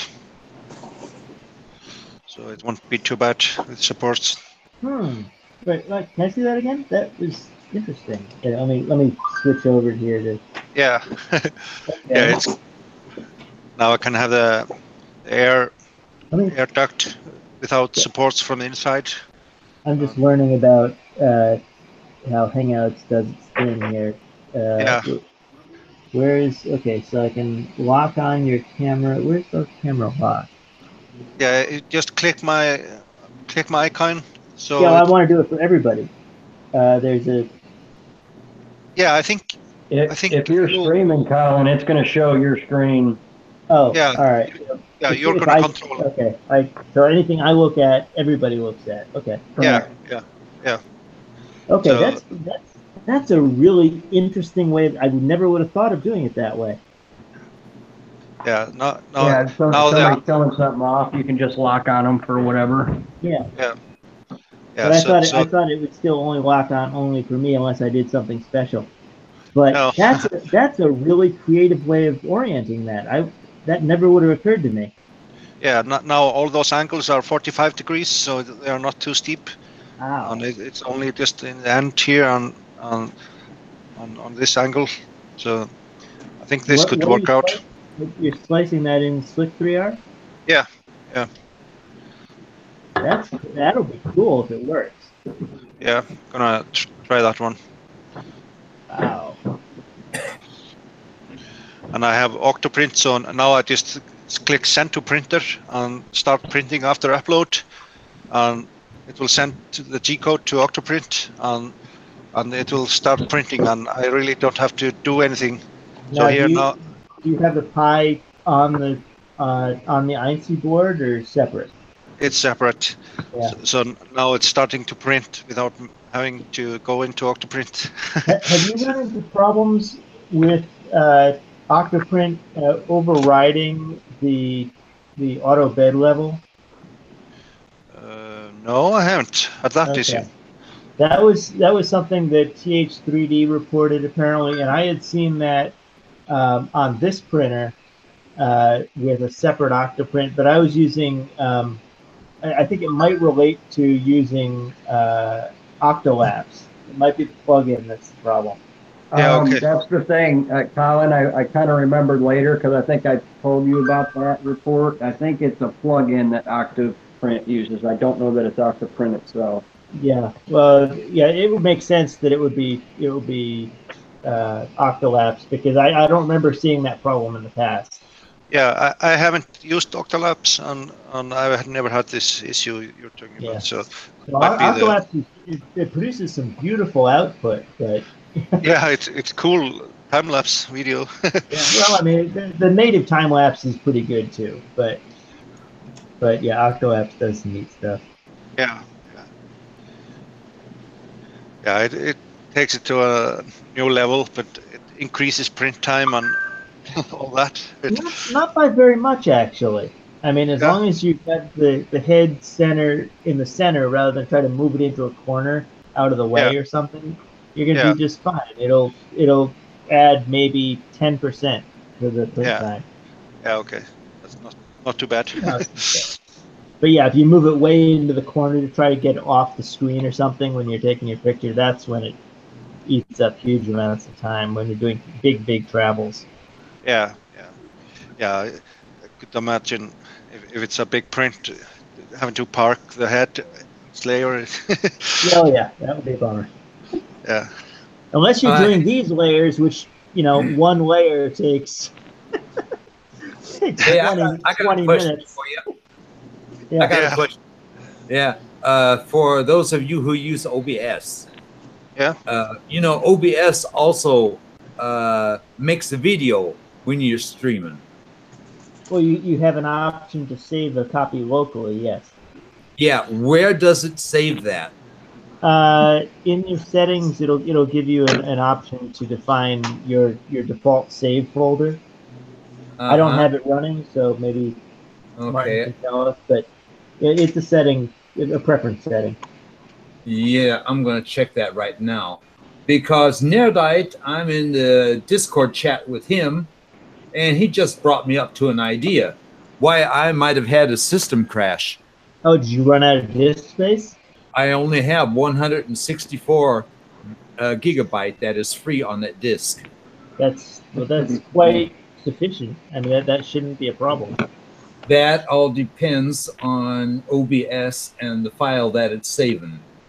Maybe, but it's still not going to save a file that's 100 gigabyte for a stream. That can get that large. I wouldn't think so.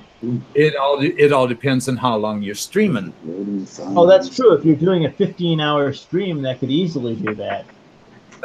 You can do a 5-hour stream, and you would already have about 70 gigabytes in data that would be somewhere on your disk. Really? I would think it would be compressing it quite a bit more than that. Not if you tell them to save it as a MP4 file.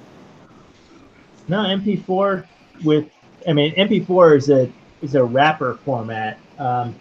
The codec used internally, there are several different codecs that can be used for MP4. Yeah, but you know what I mean. You know what I mean. Oh yeah, it's certainly a risk, but I'm surprised it would be that large. We don't have to discuss all that. I just wanted to know where it's going to be saved, so that I can look in that file and find that video and delete it. Yeah, no, it's a reasonable possibility. I'm just surprised it would be that large.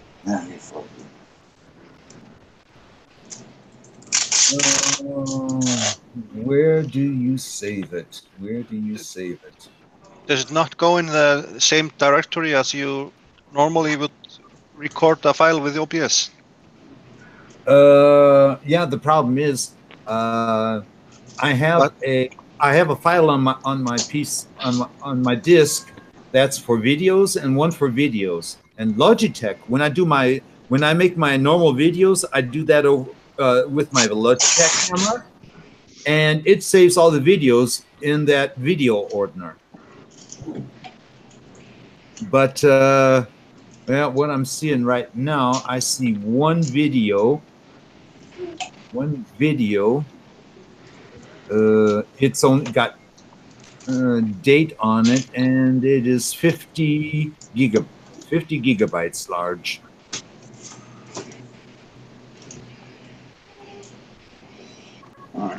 English. And it looks like this from today.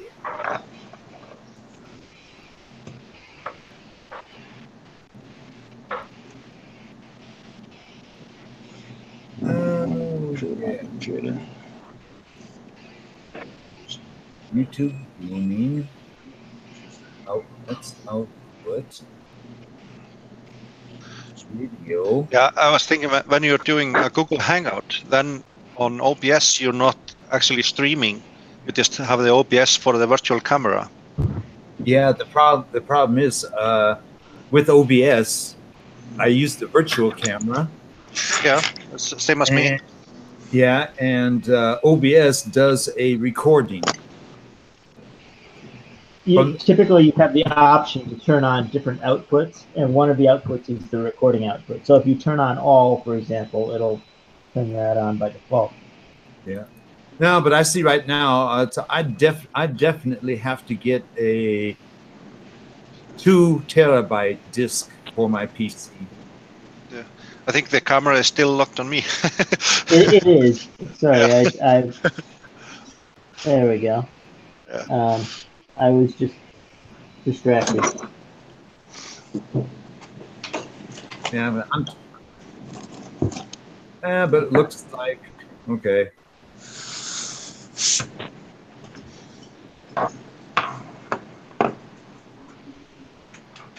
Oh yeah. Oh yeah.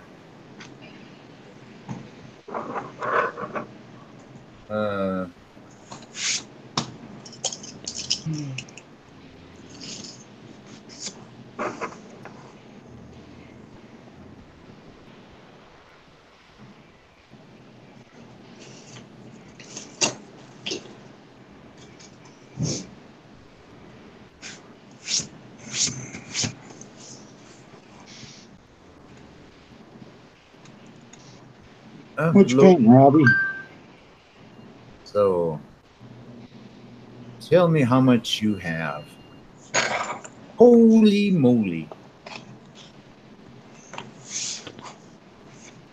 Well, now,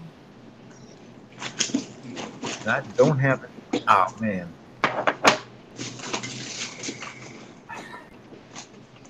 Should I delete?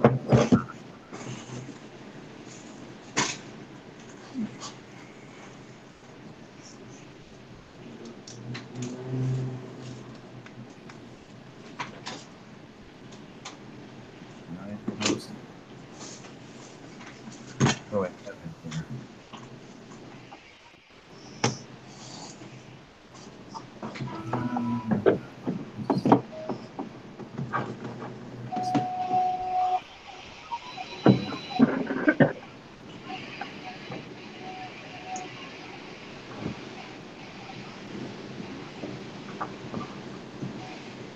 Yeah, guys, I'm gonna have to leave. I'm gonna do some dinner for me and my wife. So I have to go start. I'm gonna barbecue.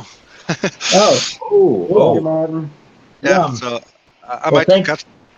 catch you later when I'm done. If you're still Oh, there. Yeah. Well, Let us thanks know for how the stopping fan by. worked out. yeah, good. Hey, Martin, good appetit. Yeah, thank you. Bye. Thanks for stopping in. Catch you later. I saw him at Earth, and we were at a barbecue joint meet up there Yeah. beforehand, and I asked him, I'm like, so do you have barbecue in Iceland? And he's like, of course.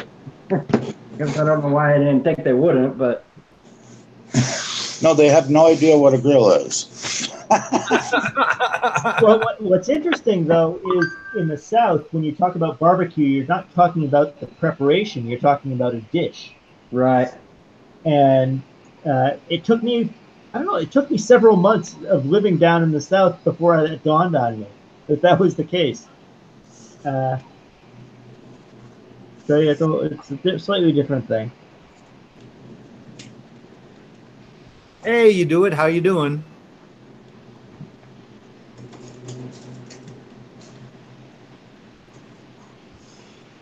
Is it John or How's Matt? it going, Jim?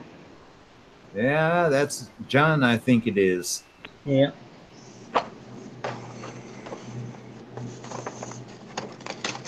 This is where Trolling for Dollars says, "No, I am the only John."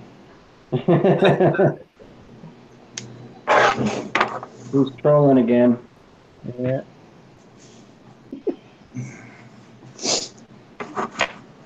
All right, let's take a break. Holy crap. Yeah, I think I ensmallened this too much. Is that the difference between embig? That's the opposite of embiggen to ensmallen, I I think guess. so. Yeah. Open up again. And I don't then- know. Let me get an exacter look at it. Uh-huh. So now I have 300 gigabytes free on that disk. That's good.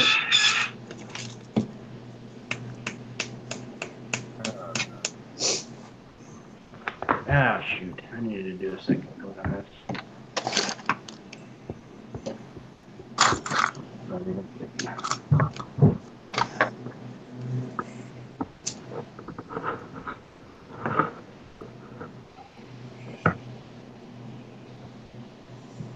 Come on, baby.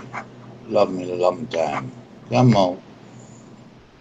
Come on, you know you love me. Come on, just start up for daddy. Yes, I'm talking to my computer. Damn. Yeah, but what Hilligan and I also found out, it might also be a problem with my graphic card.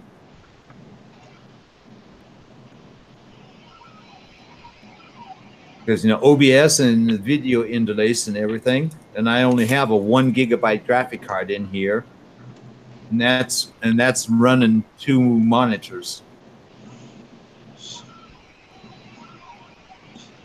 That might also be a problem.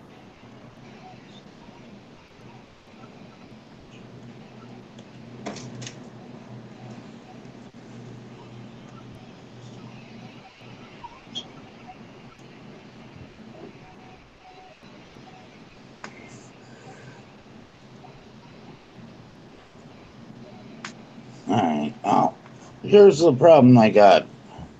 I used to run Windows 7 Professional, okay?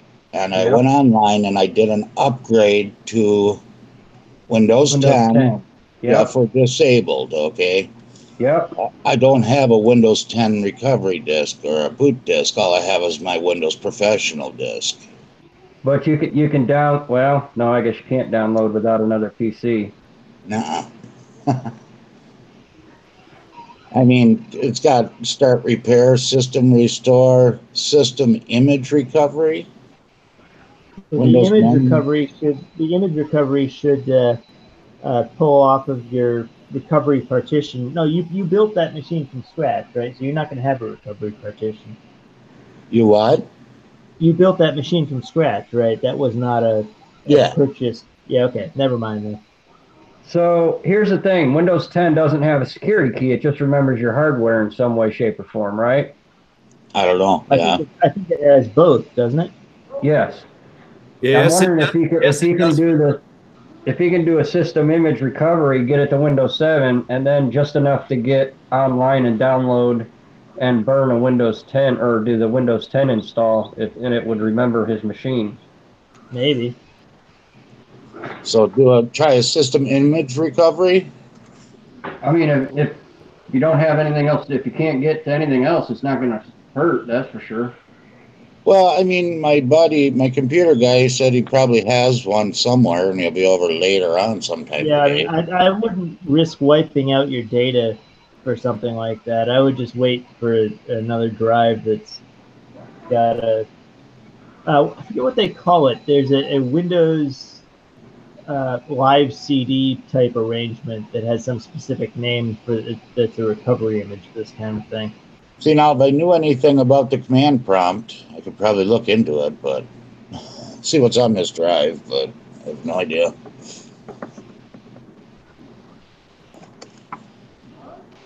I have a notebook with all the command prompts. But where that book is packed, I cannot tell you. What error are you seeing exactly? Pop that drive in someone else's computer and copy off whatever you can get off of it to save that data anyway. Yeah, but I missed the beginning of this. What error are you seeing? It just thinks that they're no boot It's drive? saying put in a boot disk It or a thinks drive so, that you can boot from. so you don't have a boot partition. It seems like that would be recoverable. What's that, a blank disk? Well, no, I mean, rewriting a boot partition onto the drive shouldn't be a huge problem. In fact, you only have the one drive, Mike? What's that? You only have one drive? I got 3. Well, that's the thing. I think are you picking the right drive to boot from? I think the drives are just in the wrong sequence. Well, I'm trying them one at a time. Right, There's only so one drive. But BIOS is actually looping through every drive to look for a boot drive? Well, no, I'm sorry, hard drives. I have 3 single 1 terabyte hard drives to equal 3 terabytes. Right. But in the BIOS settings, is it checking each drive to determine that there is no boot drive? Or is it I only have one on the first drive? I only have 1 drive, hard drive, hooked up at a time. And it can't find the boot, and none of them appear as a boot drive then. Okay. Yeah. I guess I could try it again, go through them all. Well, the other possibility, you wouldn't have unintentionally configured a RAID array or something, right? Unintentionally what? Unintentionally configured them as an array of some kind? I doubt it. Where you need all 3? Yeah, maybe. I mean, it's possible that Windows would have done that for you as a convenience of some kind. Yeah. But I do know that I only had 2 of the 3 hooked up, and I don't remember what 2. I would test that, actually. I would go and run, set up the combinations of 2 to see if one of those combinations works, because if you had some sort of weird mirroring setup or something, it might require both drives, maybe. I'm talking out my ass here. I'm not really sure what. No, I know what Windows does by default in these cases. Confucius says, It is better to keep I mouth can't closed. imagine it would set up a raid for you without you knowing it. What's that? I would hope not. And with only 3 drives, there are only a couple of RAID options anyway. Right. But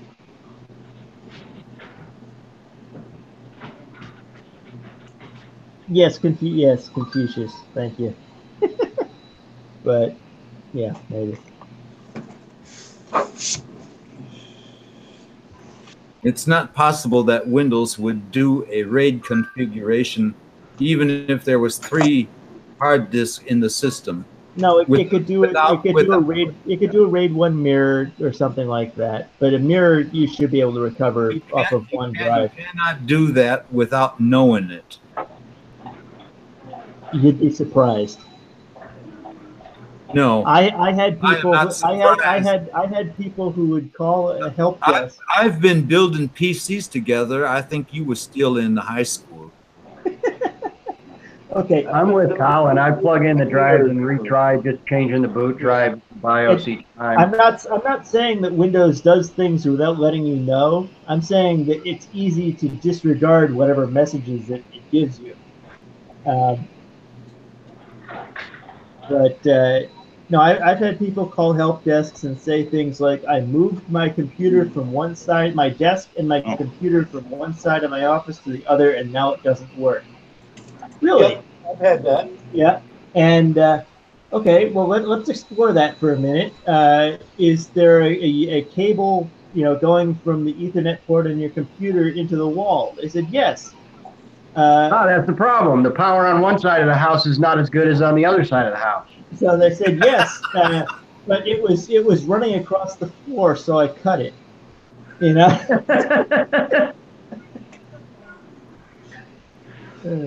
So I found it cute back then when I was working.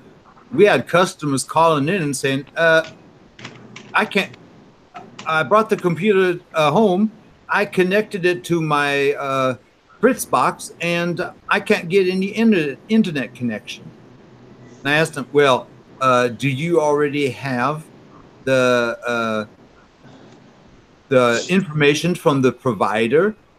No. I said, well, how can you expect that there's going to be an internet connection in your house? You have to wait until you get all the information from your provider. Yeah, there are all sorts of things with help desks.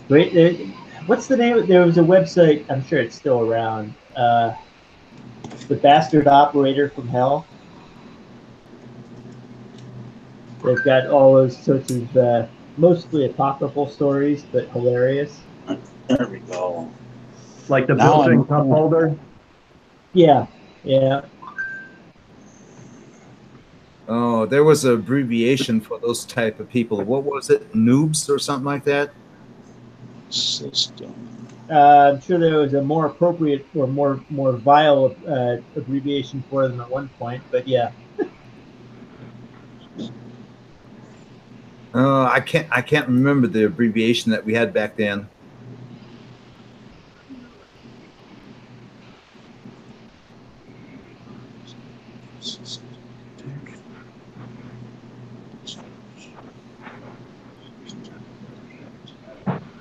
Hey, Twinkie AJ 3331. How's it going there, Twinkie?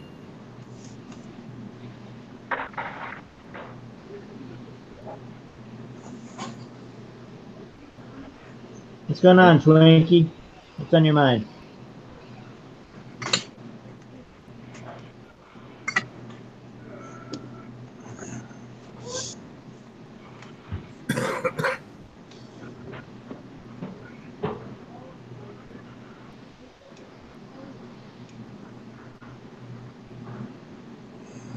Yeah, I should have gotten myself a much bigger nozzle to do a nice thick wall here.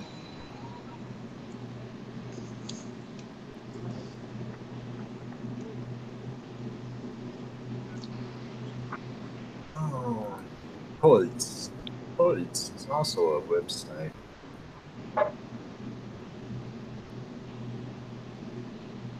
Oh man, in French. Oh god.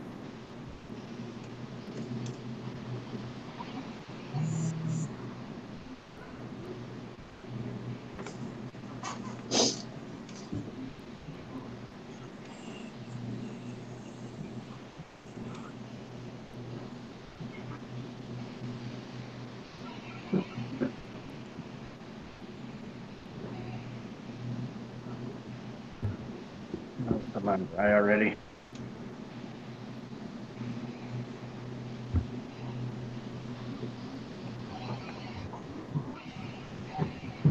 Any luck, Michael? What I do? Any luck? Me? No. Unfortunately. Box. Intel. CPU.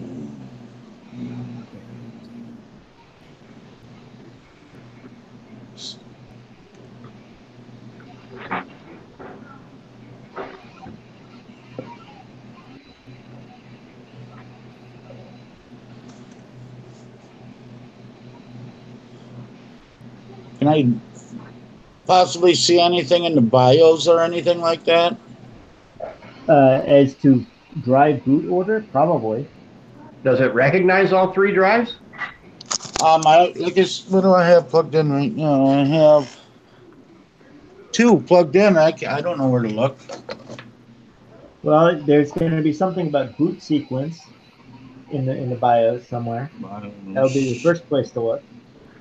And normally, if you can set your boot sequence to automatic.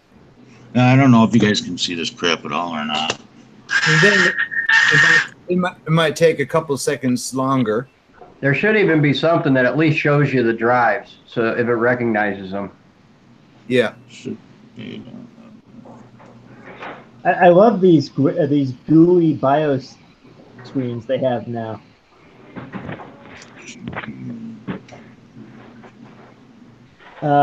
What are the menus? The menus across the top. Can you read them off? Colin locked this on Wiley so that we I did. He's all locked in. I locked mine on him anyway. Every time when you talk, it switches to you. You have to lock them out. I thought I did lock Go to them the on. arrow and go to present. Go to the arrow above my head. There we go. Got it. There you go. Present to There everyone. you go. Yeah, put it up kind of high though, Mike, because all of our images kind of block the bottom half of the screen. Well, yeah, I don't know how high. You got to tell me up or down. No, you want to move down so Yeah, you want to go down, I guess, so you put the image high. Go down so the menu appears higher on the screen. Okay. There we go. So we have system, BIOS, features, power systems, system. Try system.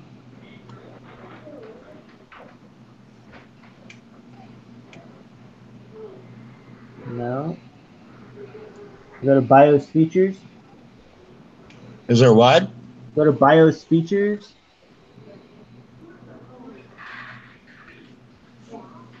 Boot option. Boot options. So, what are they? Boot options 1.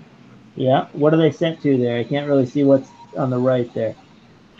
It says STATA PMST 2000 DL003 dash. I mean, that's the hard drive. That's one of the hard drives. Asus and what is it? That can't be an Asus. Yeah, it's an Asus DVD. Okay, so it's recognizing your DVD drive as one of the drives. Okay. Yeah. But then it's only recognizing one other drive. Correct. Yeah. That's not good. Are they all the same drives, Mike? No. So one's a Seagate because it starts with ST. Is that right? Probably. I'd have to take them out and look. Yeah, so your Seagate drive, it's in there works. Or at least it recognizes it.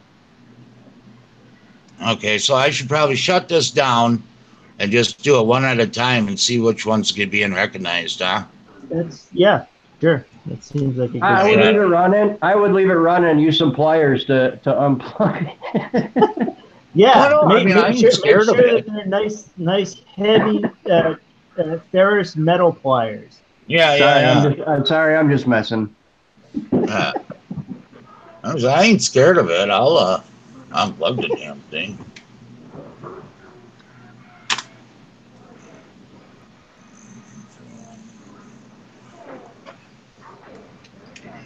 Hang on, let me sit you guys down here for a second. You can look at the ceiling.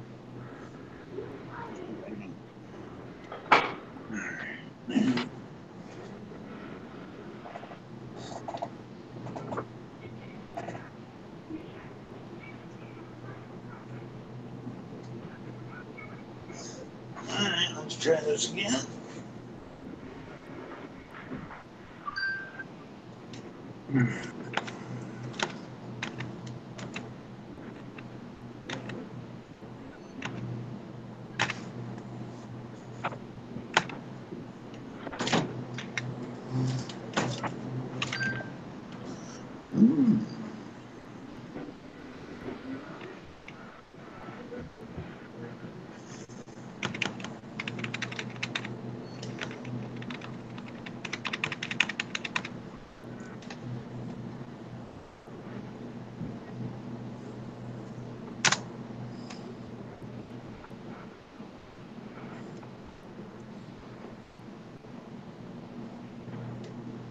Okay, so the top one's the ST.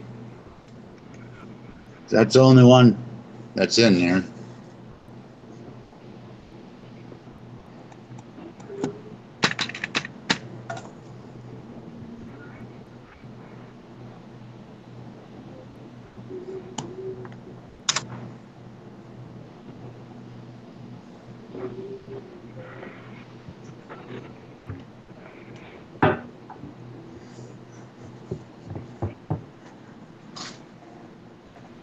Did I miss one?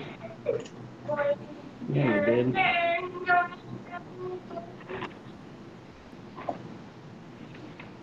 you sure as hell did.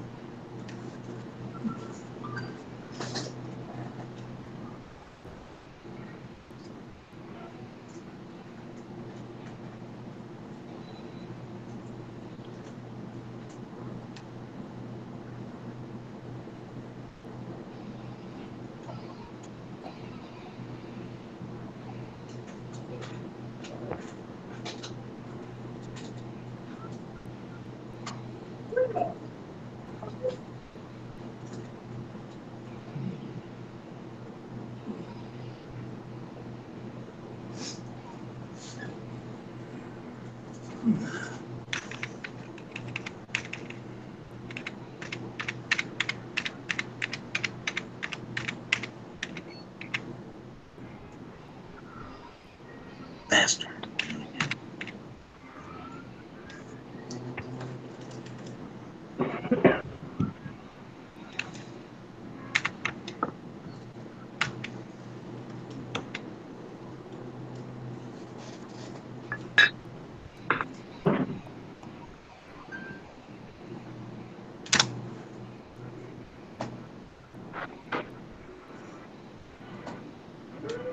Ooh.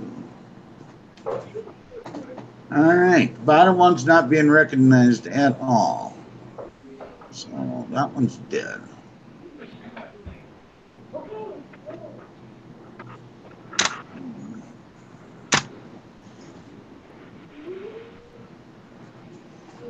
Does that mean the drive is not being recognized, or just like SATA 0 or SATA 1 is not being recognized? Well, when I go to that boot screen, Yeah. the only thing that's there is my DVR or my DVD. Okay. What port is that drive plugged into? The hard drive. What, who? Which port is the hard drive plugged into? Oh. On the motherboard, it'll be like SATA 0, SATA 1, SATA 2, SATA 3, etc. Well, I guess I should do them all with the same port, right?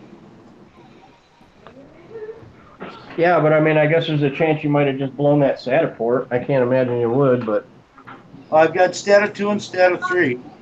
okay. I've got one plugged into a STATA 3 and one plugged into a SCADA 2.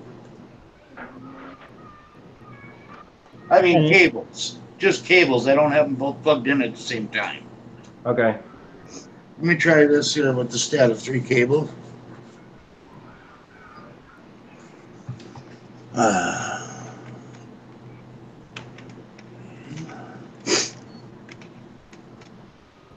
Come on, baby. There we go. No, yeah, it's still not recognizing that drive. I think. Okay, so it's not the port probably, it's probably the drive. Yeah. Yeah, there's only one boot option, and that's from the DVR. Okay, so mark that drive as bad or whatever. Or... Yeah. And I'll go to the middle one.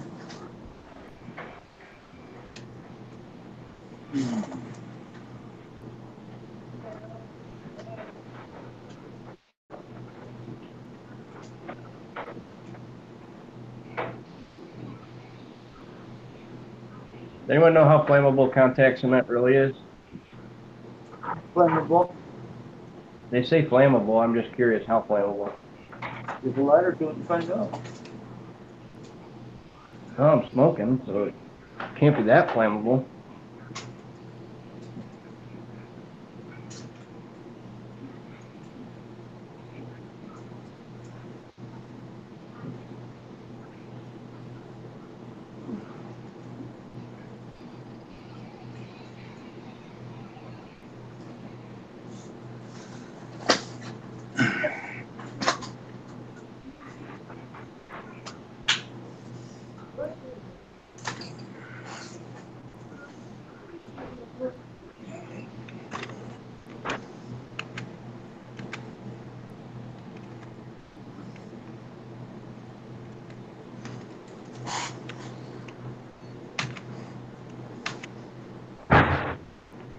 Do you remember what you were doing when you tried to Yeah. pull that USB I was stick trying to out? pull out the USB cable that was broke off with the pliers. Yeah, I meant what the computer was doing at the time.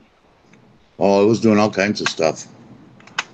I had Slicer open, or Cura open. I had like 6 tabs open. I was on Google Hangout. I had Streamlabs open, OBS open. I had a lot of stuff open.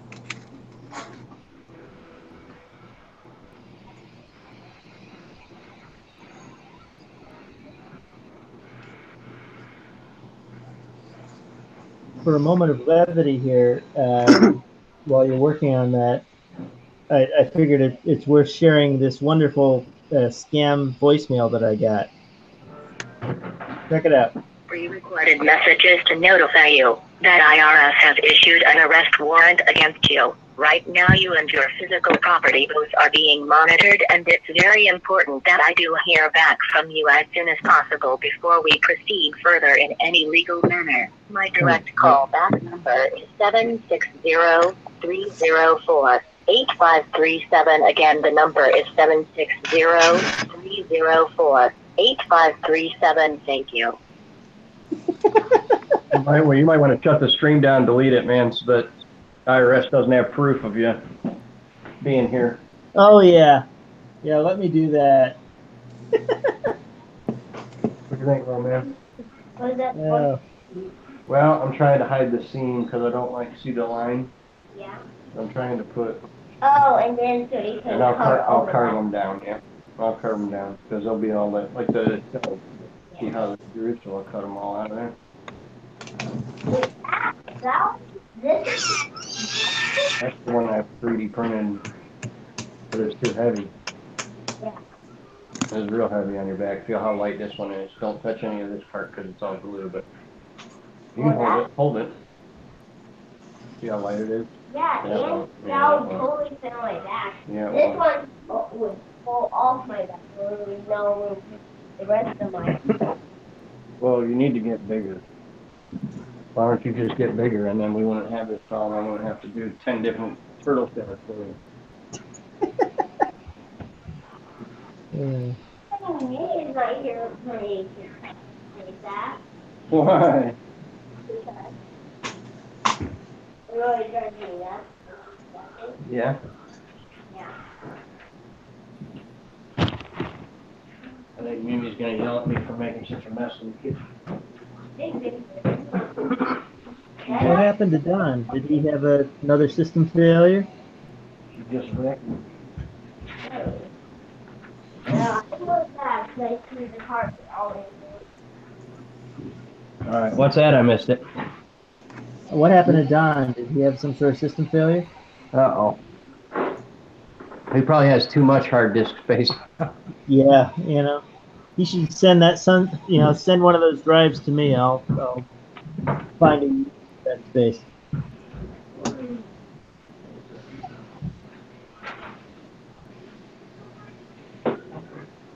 Yeah, 100. What do you say? You had 150 gigs or something like that? That should be plenty enough. He had 150 and he thought that was too little, and now he's got 300 and something. Yeah. So. And I don't know. I don't think OBS would where... use up all his damn disk space. I think it would end up stopping or something once it got below whatever system resources was. Especially on Windows, yeah, it doesn't let you eat up all your disk space very easily.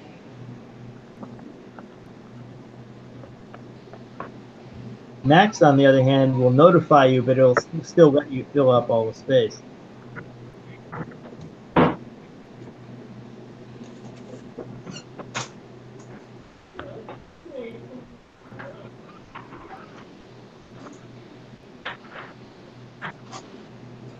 Now, is this supposed to take 4 hours or what? Let's see. 2 hours and 52 minutes. I Okay. just really wish I had backup on here. I don't think I do. I don't think I have anything on here. I know a while back, Photoshop used to have a nasty habit of saving everything that you were doing in like a, documents folder or something like that. Well, they've got that, infinite rollback recovery thing. So, yeah, it'll save every change you make or something. Crazy. Final Cut. Was it Final Cut? No, let's see. What was it? One of those video editing packages did that sort of thing, too. I thought this was one of my portable hard drives in this bag here. Yeah. So I opened it up, and it's cell phones and tablets, and definitely not what I was looking for.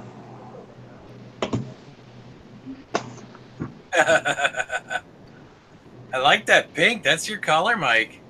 Well, yeah. No, that's my daughter's tablet, you pinhead. Where the hell? There's nothing wrong with pink. It's October, man. There's nothing wrong with pink. No, it's October. Look, I put pink on your turtle shell. I know. It's okay. You're gonna be a girl turtle. Yeah. I know you're gonna paint that all brown. I'm gonna paint it all pink. I can't remember what the name of that paint is that you could put over the top of the EVA foam. Diplo. Is that what it is? Yeah, it's flexible. That's what I used on the swords. Oh, okay. They're real limited on colors, though. Bill at Punish Props had a video on a bunch of different types of paints that you can use, though. That was just one of the easiest. It just comes in a spray can.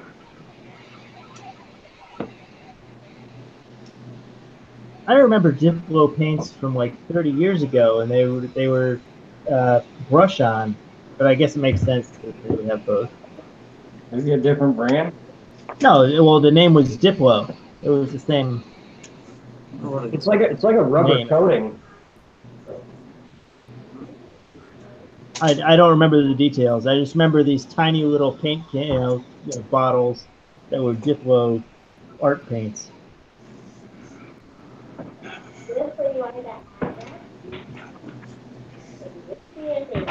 But I guess it would stand to reason that they would produce a whole range of products. It's Plastidip. Oh yeah, is what it's called. Oh yeah, that's this stuff. Or tool dip. Yeah, Plastic Dip comes in the actual dipping Yeah, you can type buy as it well. in a regular can and brush it But on if I you had not want. seen it in a spray can. That's cool. That would be very useful for something I was thinking about, actually. Yeah, I mean on the swords, I mean you can bend that crap and all kinds of stuff, and it doesn't do anything to the paint at all. I mean it'll crease the foam, but it doesn't do anything to the paint. Yeah, I could see where a spray can of that stuff would be vastly more useful because I remember having dipped this thing. You have to dip it like 5 or 6 times just to get this thin layer. So yeah, Yeah. it's that spray can seems a lot better.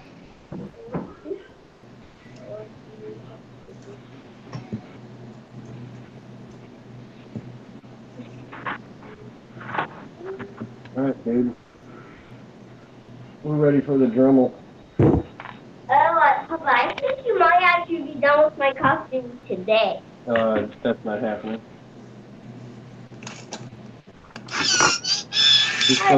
We got your chest plate, the knee pads, Your elbow grandfather's pads. doing a lot of work on that costume. Make the little skin where it goes to my feet and my hands. Yeah. All right. What's that, Colin? Oh, I was just defending you. Oh, thank you. Your grandfather's putting in a lot of work there.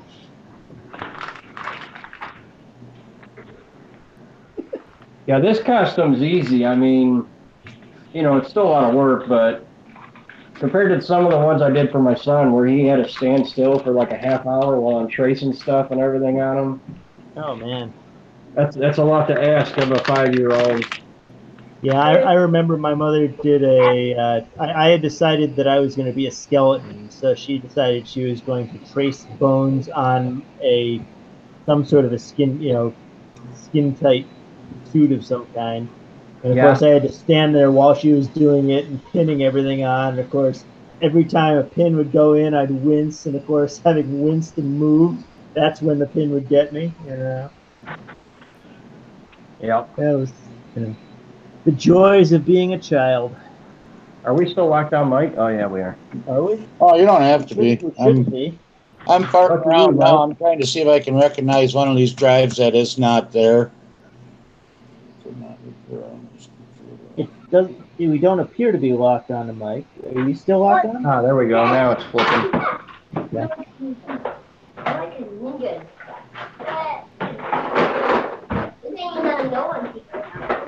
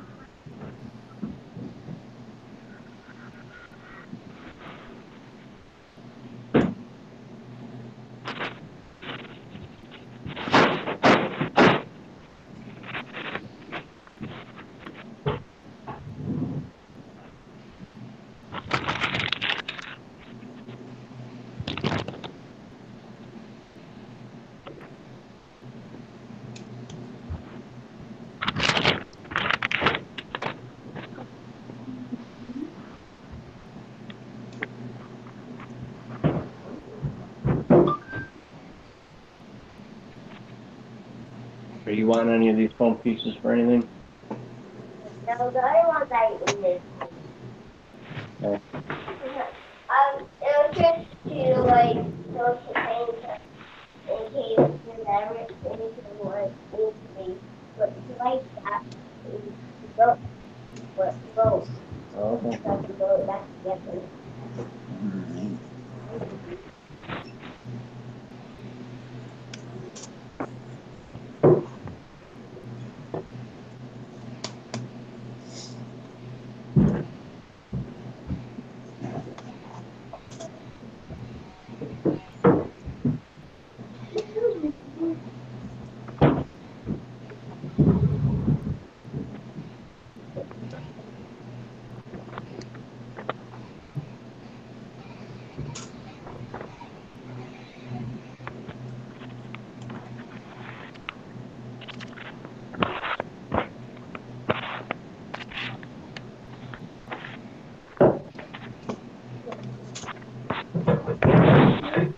Easy, bud.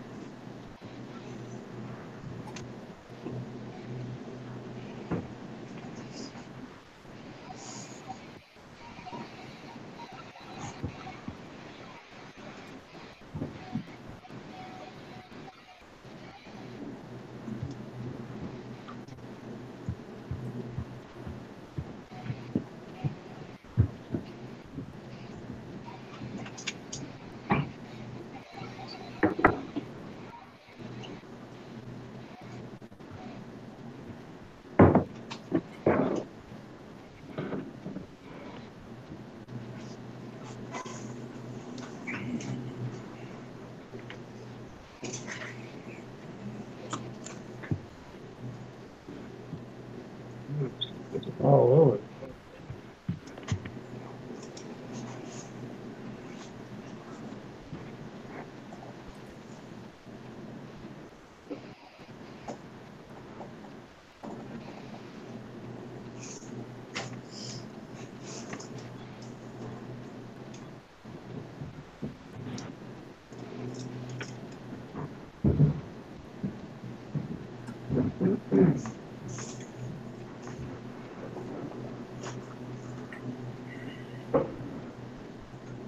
Oh, this is a really involved process.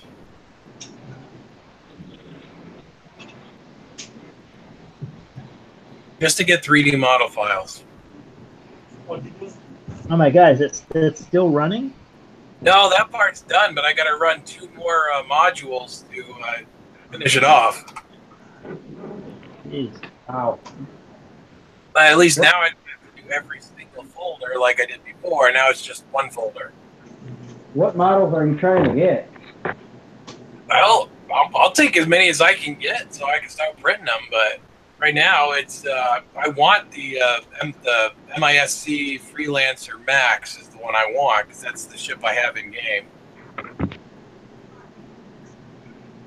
But right now, it's doing the Mustang, Dragonfly, Herald, Cutlass. What's all those from? Those are all from Star Citizen. Oh, okay. Well, I just got tired of it. It's like, I've been a backer since almost the first. I don't even know how long I've been a backer, but for quite a while. And it's like I just want to get the model file so I could 3D print one.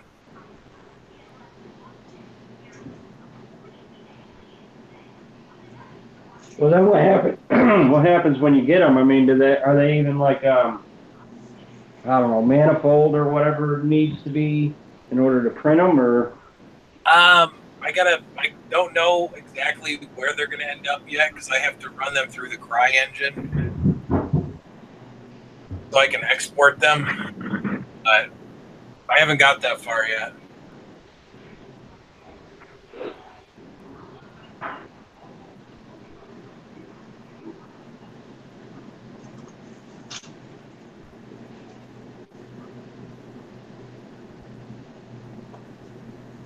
Man, that's a whole lot of scrolling. Oh, yeah, I know, right? Well, it's running an application right now, so. But I did go to my 3D printer. I did pick up the new pieces. I suppose I could work on those while we're on stream. That's actually 3D printing related. Ugh. Just gotta find a spot on my desk that I can put things.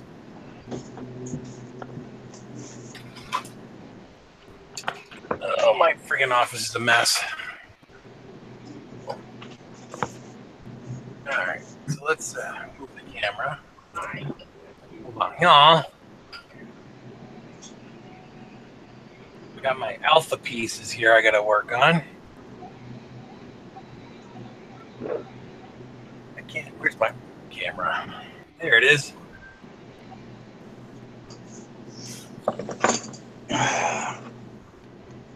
Matter, Mike. Hard for a disabled fat man to get off the floor. Yeah, I know all about that one. Did you get it to recognize the second drive, 2 of the drives at least? Only one. Uh-oh. Yeah. Yeah, didn't even recognize the other 2. And then the center one I started farting around with the disc and trying to do some stuff to it. And I got it to recognize it. But it doesn't have a boot record on it, or it can't boot up on it. It's got nothing on it. And now I took out one of my video cards so I could actually get to the STATA ports on the board because the big video cards cover them up pretty much. Oh, gotcha, yeah. So now I can try different STATA ports. I just think nothing. No difference? No. Man. I wonder if it was just writing something to the drive whenever you lost power on it and then it screwed itself. See, now all 3 of these drives were bad at one time. At least that's what my computer guy said, that they're bad. That's why I have so many of them. So I kept on buying them, trying to, redoing the system or whatever. And when I put the new motherboard, and I got a different motherboard and a different CPU, and I put it in here, then all them hard drives worked again. Wow. But there's still something wrong with it. It's got to be the board because it's like the setup or the ports, they just work randomly. And all of a sudden, one time you go to plug this into the front, and that port don't work. You got to take it out and put it to the other one, and that one works. It's like they just randomly switch spots, which one's not going to work.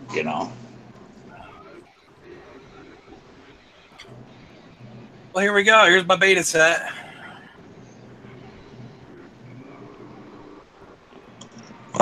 I like to get them drives out too. I guess this would be alpha though, not beta. Sorry.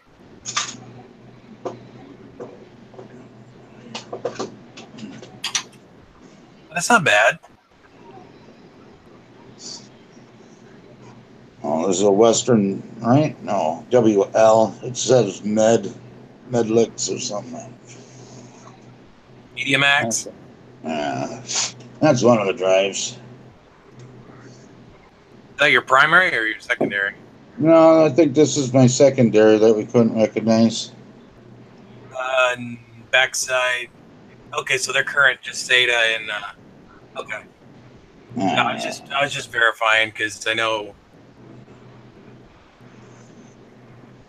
And the next one, the price is right.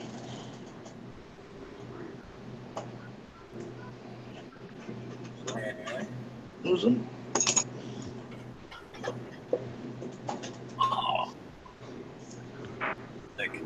Oh, this one here is actually a 2. I was wrong. This one here is actually 2 terabytes data. WL. So one of those 2s was probably your primary then, obviously. Yeah. This one here, I can't figure out what it is.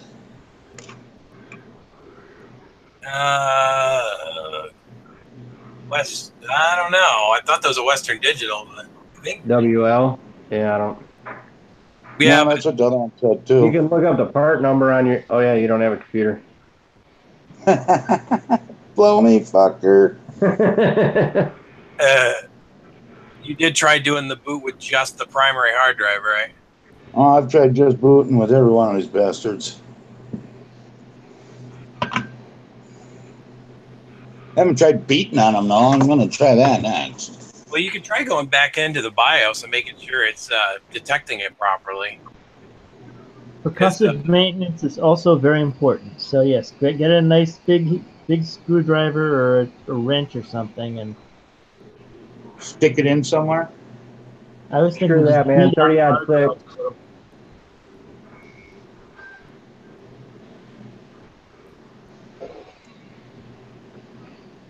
Ship it to D. Let them blow it up with some tannerite. Yeah.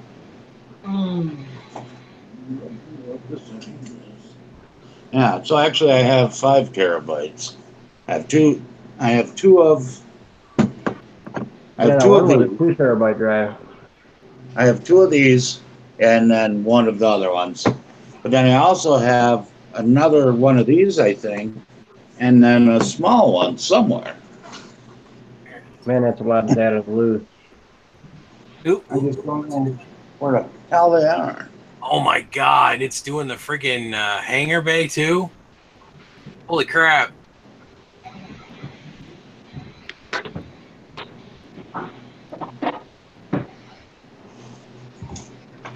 Well, this ought to be fun. You know, I'm kind of kicking myself in the butt. I should have downloaded the experimental build of Star Citizen before I did this. Then I could have downloaded the Kraken. Yeah. Oh well.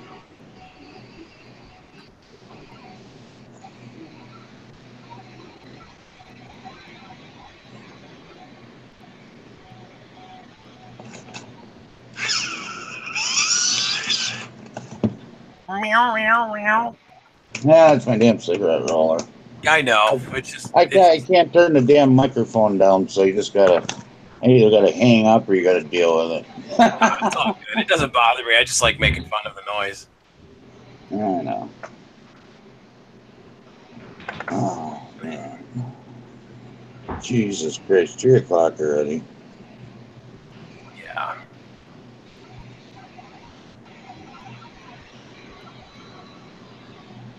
Yeah, I tried installing the Windows onto one of them drives, you know, just piss on it. Wouldn't even install on it.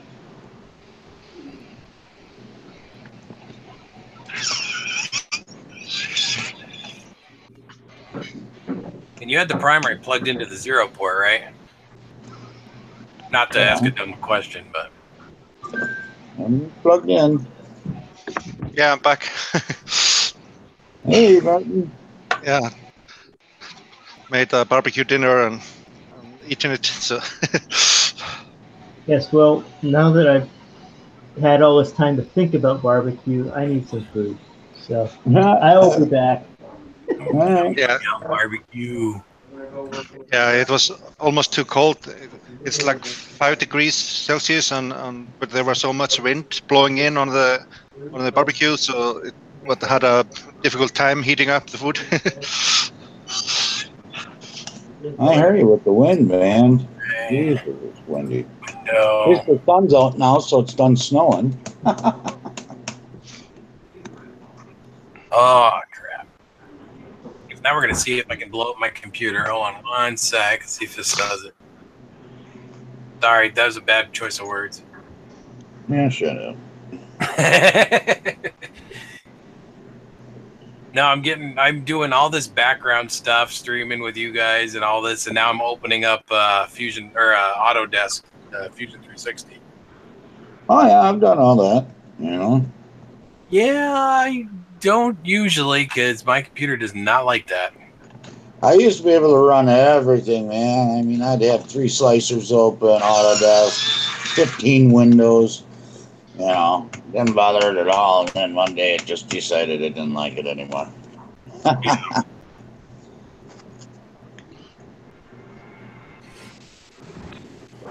I mean, I could run stuff while it was editing videos, you know. The CPU was running at 100%.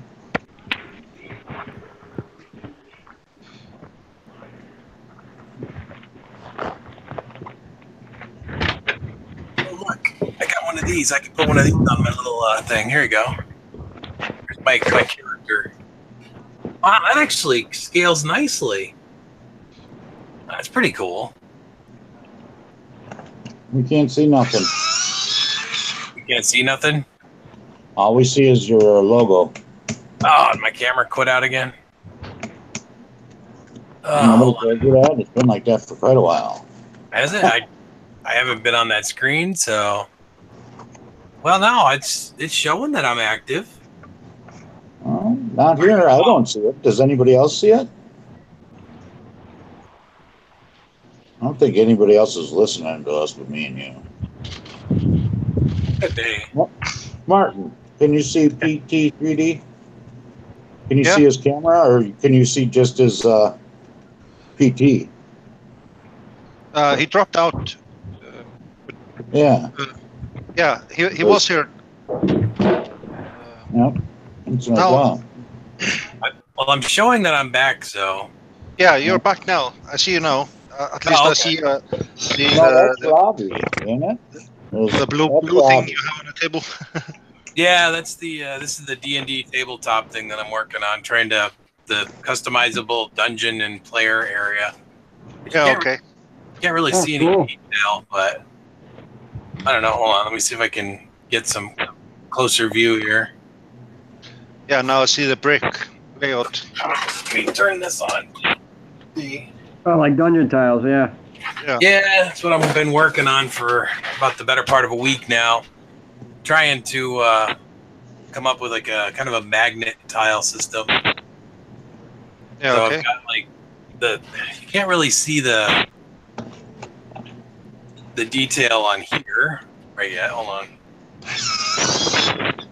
Does that use those No, I switched. Got me. I switched to a different style.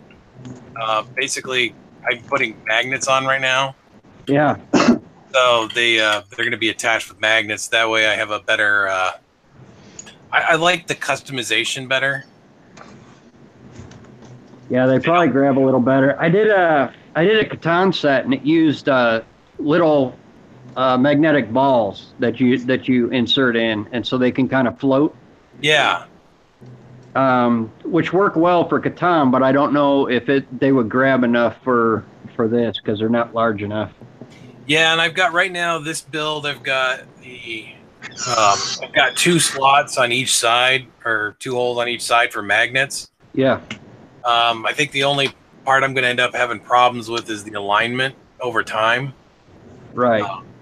I tried to, can't really see the detail too much, I don't think, but I did try to get as much like mixture of detail as possible so you can turn these tiles around. Yeah, yeah. So this is all like hand modeled stuff. So I went through and I tried to do all this modeling in Fusion 360.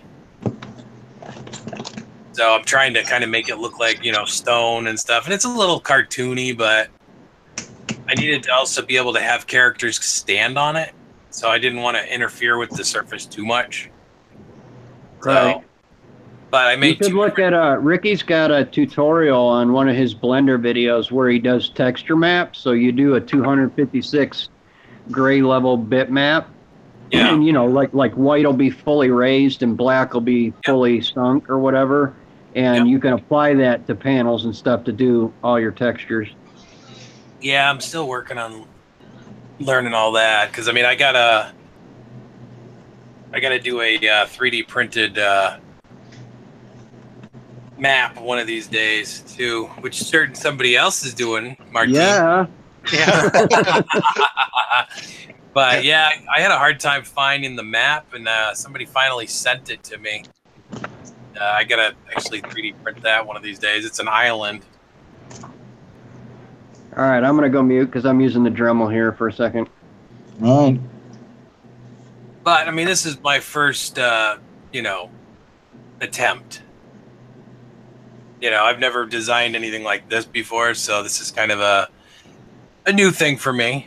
But that's the beauty of 3D printing. So Yeah, looks cool.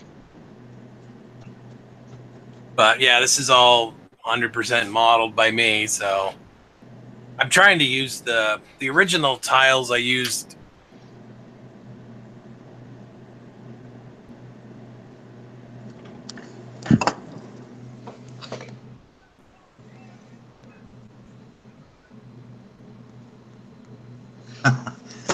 God darn it.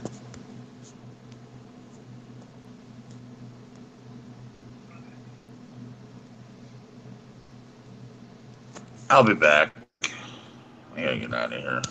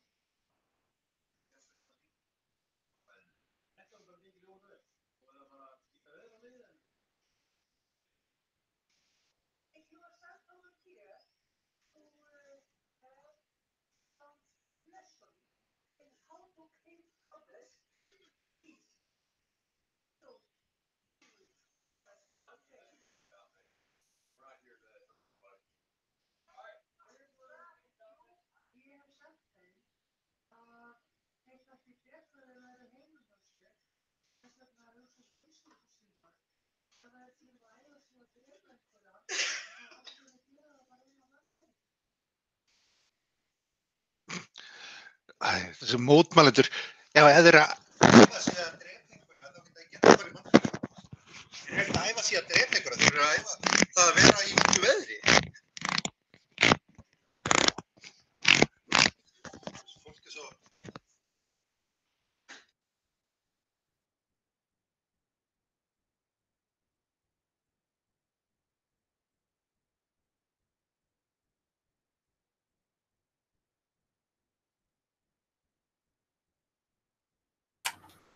Oh, look, I was muted.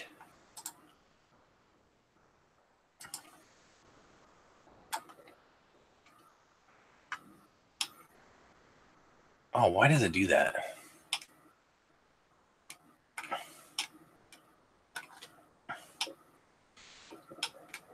Yeah, there we go. So yes, this is the corner piece that I'm working on now, the tower. I'm trying to get that to come out right, but it's very difficult.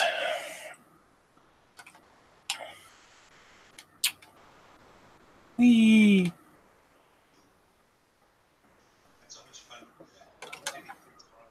You gotta pull your microphone down, dude. Yeah. Yeah. Sorry, I was talking to my wife a little bit and put the mic up and yeah. Now, so this is the corner piece for the build that I'm working on. Yeah, cool. It keeps flipping around on me every time I try to do this pivot. It's like, stop it. Yeah, I had this same issue when you rotate things around in Fusion. You never get it to align in the way you want. I just wanted to like turn on me. There's that one angle I was shooting for, and it's like, whatever. But anyway, yeah, that's kind of, haven't finished the stonework on the inside here yet, but I've kind of was building this out, and I figure I'll just throw it on the printer and see how it comes out. Yeah. But the idea is to kind of mix it up. I'm going to do some stairs, like a staircase to get up to a second level. So I got to work on boxes for, or frames or whatever to build up to a second level if they wanted to. So it's just one thing at a time. I'm trying to get a basic set done that is okay, because it takes time to like sit and model all this stuff. But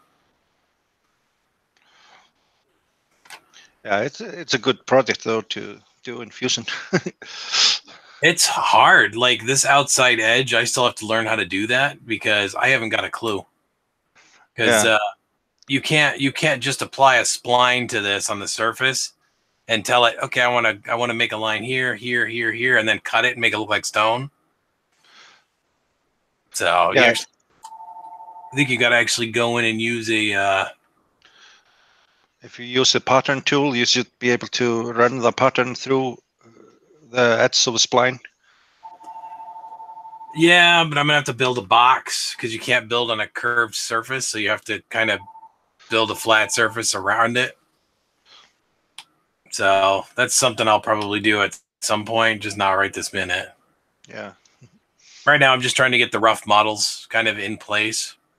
So I've got 1, 2, 3, 4, 5, 6. I think I've got 6 pieces right now that are done. Well, not done, but ready to go that I'm using. No, 7. So, I mean, I've got the ones that I'm working with now, which these are like, I've got like the corner pieces. So, I mean, these are pre-assembled corners, so you don't have to like butt these up around a corner if you don't want to. So I've got single walls, corner walls. These are what I call half height walls. And then I've got 2 different patterns for the floor. And what I did is I actually I mixed them and turned them on this one. So this is actually only 2 patterns, but I rotated them a little bit to get the pattern to change a little. What's up, bud? Yeah. Yeah, it's looking good though. What's up? Hi, love you too, kiddo. You get cold ears again? I like your dragon egg too, by the way, Martine. Yeah, this one. Yeah, I tried printing that once and printed it wrong. Yeah, this one, it's printed on the bed in 2 pieces like this. Yeah. So this is a bottom layer for this one. And it came out really nice in the inside also. Can I what? Can you go get some drinks? Can I go? I can in a little bit. Is that what mommy wants?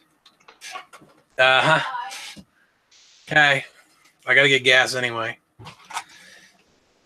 Yeah, I love projects. It's just that I've never been a big Thingiverse printer. Yeah. You know, I like doing my own stuff. Yeah, it's I same for me. I mean, I do print stuff off Thingiverse because people ask me to. They're like, "Oh, print this," and it's like, so I've had projects that have required Thingiverse, but I've always preferred to kind of just design my own stuff and be like, "Yeah, I did this. This is what I did." So, but Yeah, I do the same. I often have a look at Thingiverse to find ideas and all that, but I very often use that as a practice to model also in Fusion. So if I see an object, I very often do a model of my own that's similar, maybe, but just to practice on Fusion.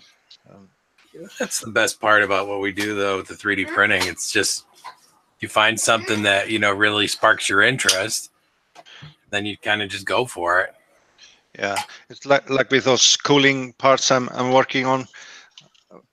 I feel I'm at a level in Fusion at the moment that I can pretty much model whatever I need to. Yeah. I'm in no way an expert in Fusion, but it's not a limiting factor of if I have a thought of what to do, then I can execute it in Fusion, like for a mechanical part like this. Yeah, I'm not up to the mechanical part stuff yet. That's for sure. I mean, I wouldn't mind getting to it at some point, but I mean, I've got a one of those birth control tester kit thingies. I got to model one of those for somebody. Yeah. And I did have well, I know that sounds like a really weird one, right?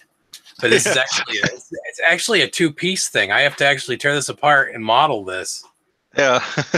And it's like I'm looking at it going, oh my god, this thing is like the walls are skinny and thin, and it's like snapped together pieces, and I'm like, oh, this is not going to be fun. Yeah, the thing is, often things like that are designed for injection molding. Well, and that's what I told them, or resin.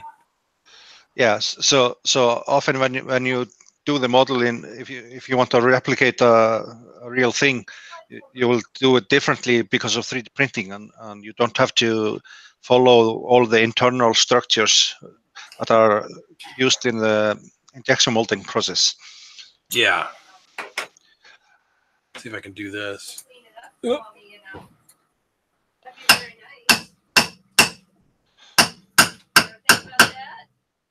Aha! It did work. Yeah. Just make sure you turn the magnets in the same direction every time. Oh, I'm already on that one. Oh, yeah. Yeah.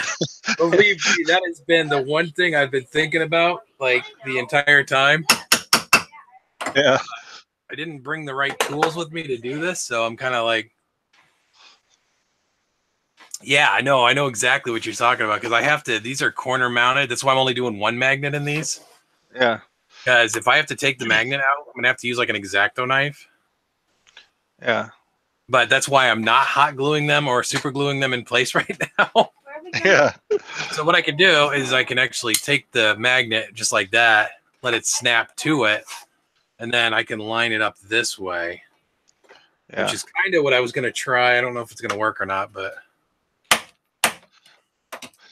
yeah, and then you have to account for pull the other one out. Oh, that's fun.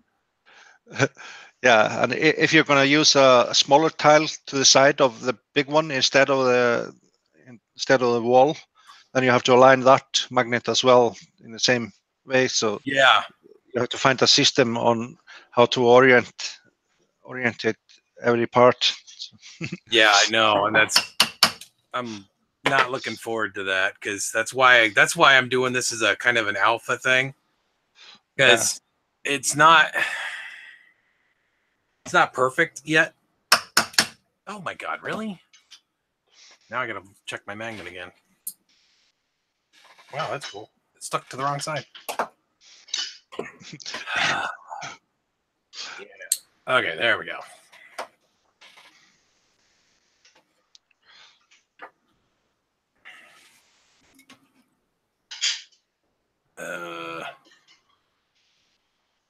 Crumbs. Okay, there we go.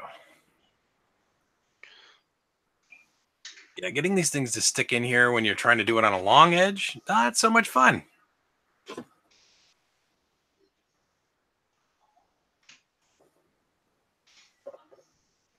I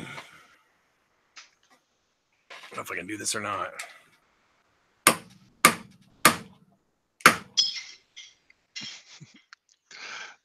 Yeah, I see. Did it work? Good. Mostly. Yes. Well, I did the hole at 1.2 millimeters on the circumference, and I did a depth, or sorry, no, 5.2 on the circumference, and I did the or diameter, sorry, and I did 1.6 on the depth. Oh, that's nice. Yeah. It's only with one magnet too. I mean, this is a pretty heavy part, so again, I'm just trying to get it to like fit together. Yeah.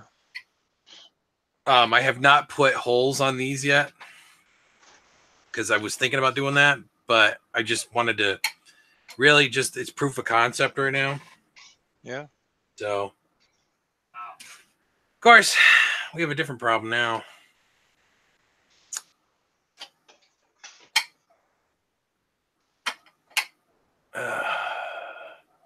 Oh God, I can't use magnets for this. There's no way.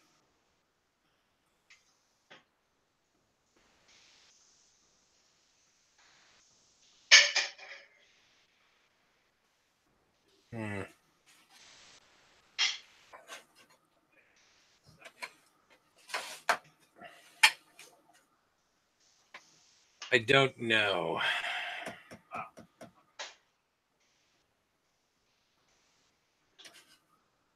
I'd really like to do magnets with it because I think it would be really cool, but I don't know if this is if it's gonna prove to be limiting to the actual gameplay.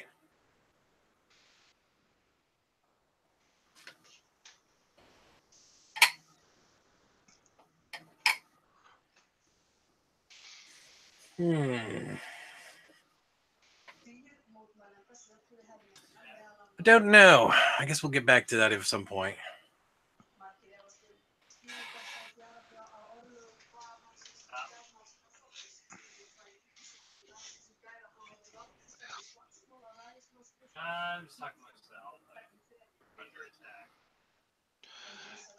Yeah, I have to go again, so I'll see you guys later. All right, Martin. Thank you, bud. Yeah, bye. Bye. Yeah, actually, I think I gotta have to hop off too. I gotta go do some other stuff around the house. Oh, I gotta check on this too. Well, that's done. So what are we looking at? So I will catch you guys later.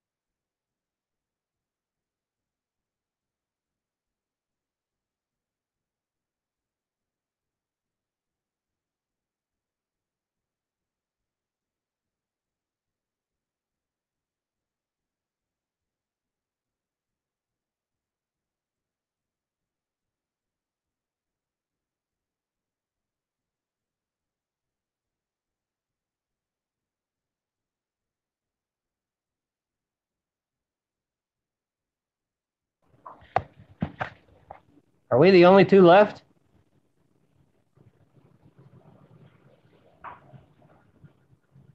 Nope, I think. Possibly so. Yeah, looks that way. Wow. I don't know. I went to go grab food, and everyone else just got bored and left. I don't know.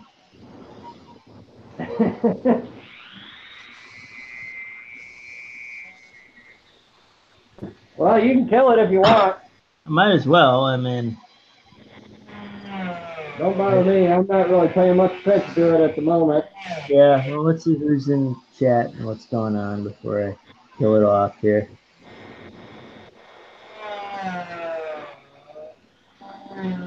All the cameras are showing. Okay. What's that? No, I'm just reading comments here. Oh.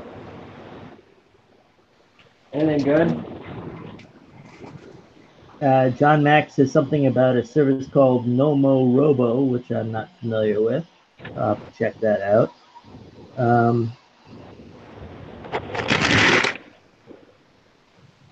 And that's about it. So I'm guessing everybody has pretty much called it quits here. Sure, man. Because that was before I went to go get food.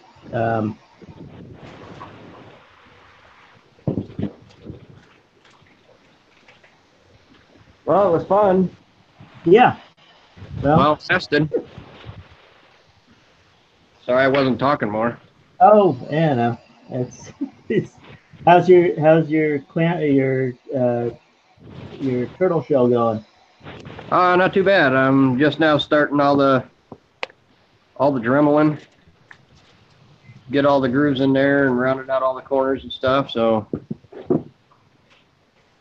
it's going to be slow going. Oh, this has got a nice angle on my crotch. That's cool. All right. Didn't notice that before. Okay. Anyway, yeah, I gotta go do some groceries and that sort of thing. Okay. All right. Have See you, fun. Colin. Later.